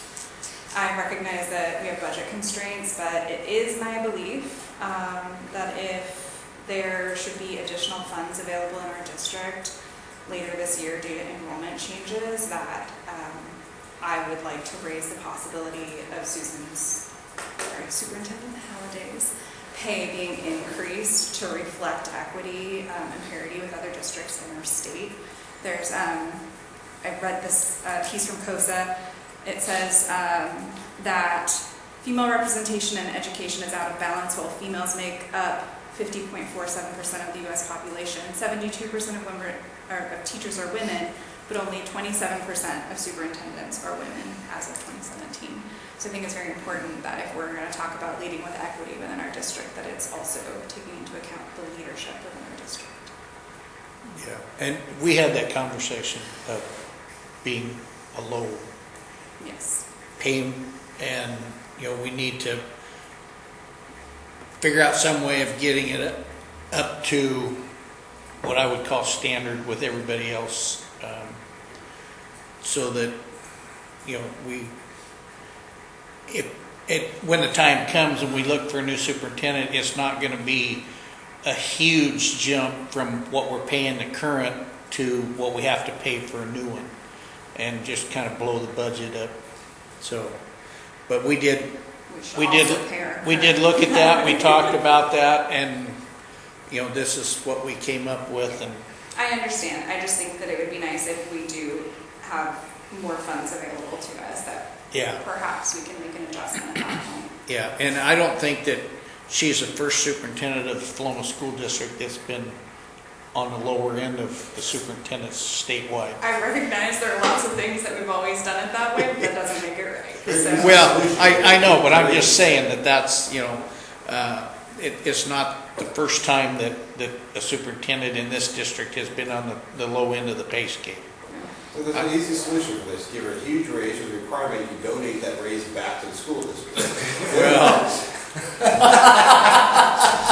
I don't know about that. I'll let you negotiate that. How's that? So I'm curious, just really quick, so I think there's total agreement. Well, I don't know what you're getting paid, so I can't say if you're underpaid or not. On the scale of similar school districts, I'm just curious, if you're on the lower end, what about the rest of our staff? What about the rest of our admins? I mean, are we across the board lower than most districts? I don't know. I'm just curious. It really depends on how you look at it. I don't know, I'm just curious. Well, I mean, it really does. It depends on how you look at it. If you compare us to Corvallis, we're a lot lower than Corvallis. Oh, sure. Right. We're a neighboring district. Right. Costs for people employed in this district are going to be close to what they are in Corvallis. So you try to be comparable to that. In the last few negotiation sessions, we have worked diligently at trying to bring that up closer. And I think we've achieved a pretty good start at it. It's not... Emphasis on start. Huh? Improvement, not perfection. Emphasis on start. No, absolutely. I think that the effort's been made, from my perspective, that it's recognized. Yeah. It's still about, on average, just for perspective, 10K behind. Okay. Yeah. Pretty much 10K behind. So 15, 12% behind Corvallis. Okay, yeah, I just wondered. But then you compare us to a comparable size district right. in a different part of the state, we are probably close to equal or maybe slightly above in some circumstances. So it just depends on how you compare, and you can cherry pick anything you want. Sure. But since we are close to Corvallis and, Monroe, Alsea, Dallas, Monmouth Independence area, we have to take kind of that into consideration when we go into negotiations with any of the groups and try to stay relatively close, or as close as we can get, because we don't get the money Corvallis does, so we can't afford to pay what Corvallis does. Right. So, I mean, it just kind of, it's hard to compare apples to apples when we get funded the way that we get funded. Understood. Yeah. I'm just reading today, or was it yesterday, is it Salem that's having to do like hundreds of layoffs, literally? Excess of 100 staff. Yeah, Wow. and then you look at what Portland's going through right now. Yeah. I mean, they're out on strike. They say that if they settle for what they're asking for, it's $200 million or something like that, that they're in the red. They're like 200 million apart, Yeah. It's down to 120. Huh? So it's down to 120. Oh, are they? Through the Okay. process, they were 240 apart. Okay, well, I hadn't heard that, but the last I heard they were, They're still very far apart. yeah. So anyhow, Yeah. you just got to kind of take things into perspective and go that way with it. So, but yeah, this is acceptable to the superintendent. It's acceptable to me since I was negotiating with her. So I am asking for the approval of the board for this contract. So I would so move. I'll okay. second that. It's been moved and seconded. All those in favor? Motion passes 5-0. Thank you. So, and this goes back to July 1 of this year. So it's retroactive? Yeah. Right. So, okay. Thank you, it's nice to get paid. Thought it was going to go longer than that, but we managed to get through the policies really fast. Yeah, well, policies were good, so, work session, superintendent's contract, okay, we'll go into the meeting closure. Next meeting item, agenda items, I would like to have the city of Philomath, their proposals, for this, new street, make sure that gets on here. Was there something involved with superintendent evaluation that we need to add to December? I think that there might have been, but I can't remember. So can we say if there is, then add it? Yes, we will. I will be in touch with Vince, and we'll make sure that all of that gets in there. Starting to get there was a lot of information in that. Yeah. That was, some of it was a little confusing, some of it may not be all that confusing. I don't think we have executive sessions kicking off until January, February, March. 12/13 was a winter check-in. Yeah. Yeah, so just. Anything else was out into January. Yeah. Well, the main thing that we need to do now is I need to get an email out to the board members asking for names of the people that we want in the targeted feedback survey. And then you'll reply to me, Sandy? Can we see the list from last year? Yeah, I'll Yes. forward the list to you. Yes. Yeah, that would be helpful to me. Yeah, I'll send the list from last Susan year. will send that out so everybody Okay. can see who was on the list, and That you can sounds get kind of a feel for Exactly. who they are. Where and- we're pulling from. Yeah. Yeah. And I already started to look at it this evening while we were talking to update, like I said, the Benton County Health Department person who was Right. on it last time. Right. That's somebody that we can take off. Sure. Yeah. Just simply because it's not as relevant now. and they would like to keep it to 30. Okay. Yeah, we sent them 36 last time. Yeah, we sent them a few extra last year. There's going to be a few that won't respond, so I think that's still probably a good. Yeah, number. but we still want to send them the group that we want to send. Yeah. And hopefully it won't be any more than 30 to 32 or 3, whatever it is there. And but we'll get that back from everybody, and then Susan and I and probably Joe will sit down and go through the list and see if there's somebody that we feel got missed that we want to add to the list. So that's kind of the way that we did it last year. So we'll kind of stick with that and see how that works out. Can we get an update next meeting on what happens to Troy Deere appeal? Yes, you'll be updated probably before the next meeting what we're doing with that, because I'm going to meet with Susan ASAP, however that works out. My schedule is unknown right now because of things going on in anyhow.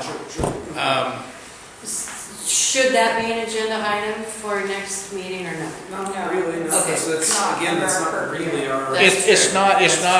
It's not our purview, but he did. Present. Well, he's started an appeal process, Yes. so we have to look at the policy and see what that is, and it may come to us next month, it may not. Yeah, we'll see. We'll have to look at the policies and see what it falls under, and then make a determination from that, and talk with Troy and Sounds good. see how he wants to go with that. Okay. I have asked for a reforestation plan for Downing now that we're through cross-country. And so I'm hoping to have that by our December meeting so that we can take a look at that. Actually, I drove by wondering what the plan with the stumps is. Is there like a grinder coming in, or what the plan is for finishing cleanup?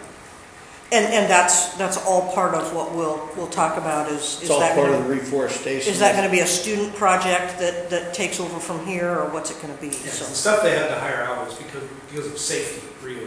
We didn't want students doing a lot of that stuff because of the liability issues and time, and they just didn't have the resources to do that much all at once. Yeah, so that's where we're at with that. Does anybody have any other agenda items that they would like to see on the December board meeting? Okay. Well, we'll leave it at that. Moving on, board thanks.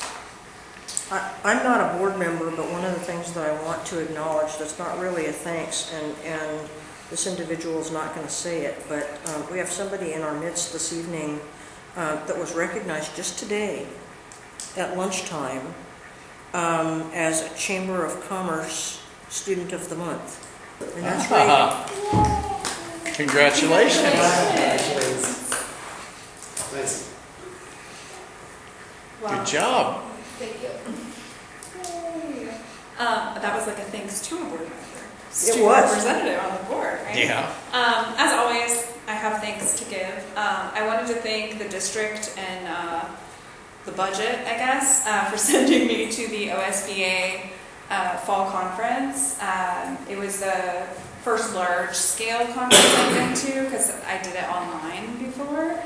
So it was nice to meet some other board members, relatively local to us, get some new tools that we can use. There's an equity lens tool for forming our policy. Lot of learning. I'll try to synthesize some of it down and share a little bit of it here and there as it makes sense. And then thanks to the people who stuck it out this meeting. This is one of our longer ones that we've had, I think, for recent history. I mean, we're still before 9:30. That's true. I've been in board meetings in the past that went to 11. There's two more things here now. And we did start at 6. True.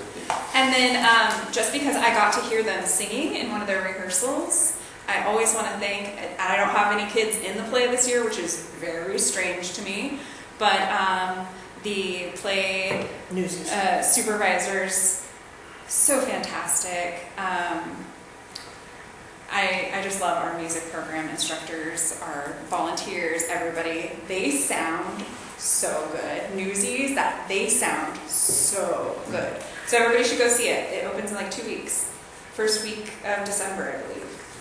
Yes, it's on my calendar. Nice. And that's going to be a really fun one. So that's it from me. I have, typical thanks of all the staff and administration, everybody helps the district run, but I don't think I've ever said this before, but I really have an appreciation for Brad. I mean, he sits quietly at our meetings, but he puts out amazing stuff. If you haven't been looking at the Philomath News feed that he has, if you're not subscribing, you should be. It's nice to have actual local news in a town like this, where like Corvallis, the Gazette Times is pretty much trash at this point. And sorry, that's Brad, who has friends who are fair. No comment, I know, but anyway, no, we really appreciate you, Brad. I second that. Truly, yes. And he definitely likes praise. You can tell from his face that he's it's And true the spotlight. Local Yes. journalism is really part of keeping a community alive. So thank you for what you do.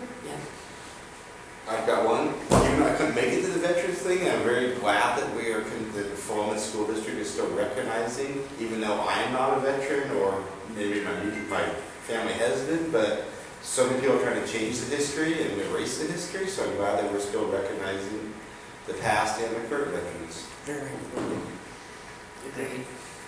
They were wonderful.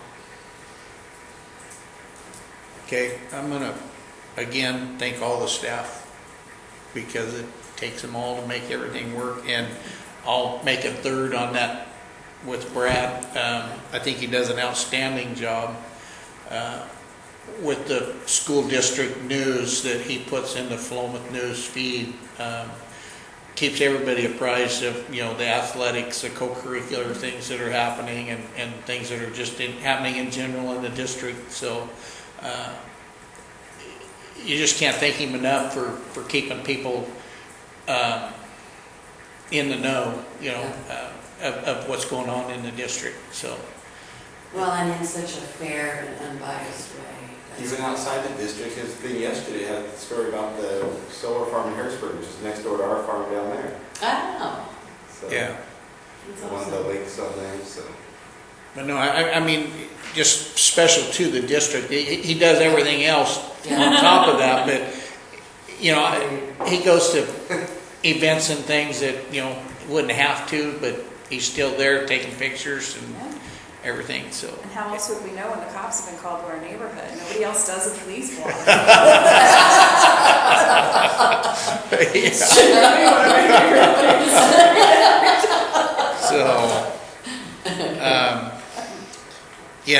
I had one question, and I don't know if anybody can answer this or not. Are they doing the turkey bingo for Thanksgiving? No. Not this year? Okay. I hadn't heard anything about it, but It was always an outdoor school fundraiser, and now outdoor school's funded, Yeah. so I think maybe they don't have the volunteers to. okay. to do it. I didn't. I just hadn't heard, and it's like, I don't know if they're doing it or not. No. So. It went away during COVID, and it's just kind of stayed away. And part of that is they have the money that they get to pay for outdoor school Okay. now. So that's kind of changed the. Okay, no, that's cool. I just It's wasn't those sure. important dates, but there's also the Floma that's doing the holiday, Christmas right. parade. That's Yeah, right, lights. they are. Yeah. Lights. December There's like 16th. maybe someone we know is involved in that. Yeah, Brad. Brad's involved in everything. I know. He's the only one we would recognize in the whole room. Yeah. AKA Santa. So, okay, since we're done with that, board requests, is there any requests? I request that we adjourn. I was gonna say the same thing. We didn't have this next on the list, so hearing nothing, meeting adjourned. Thank you. Hey. That's too funny. Share this with you. They were at the conference, they were summer session also, and they do some professional Yes, sir. development Couple stuff. questions. Yep. Because one of the things I learned about conference was that part of the student success act is the, and I printed off the whole thing, it's like 4,000 pages long, I haven't read it yet. But, there are all of those student success plans that were written for different audiences, different topics. And a couple of that kind of fell within the. Thank you, I appreciate that. And there's still grant money available. First for year. implementation. So it's awesome, we can get grant money from them. Good. I'm not like an employee. Thank you, I appreciate that. The district shall pay the superintendent a salary of $138,150 for the 23-24 school year. So I've been thinking about the school board, and Yeah, definitely interested, so if there's any application process or anything. And what they were talking about was those would probably surface after the first of the calendar year. But yeah, I got your information and your interest, and I've definitely put it out there. Okay. So as soon as I hear anything, I'll make sure you know. Okay, thank you. Awesome, thank you very much for everything. Yeah, see you next month. All right, happy Thanksgiving. I gotta take a lot of responsibility for that because I was late in getting a hold of Vince, and we got a hold of him yesterday morning and set this up for 6 o'clock. We were gonna have him come at 7, but we realized with the agenda that we already had, if he could be here at 6, it would be great. So we bumped that up to 6, and we posted it, but evidently it didn't get to everybody. So I gotta take, a lot of responsibility on that.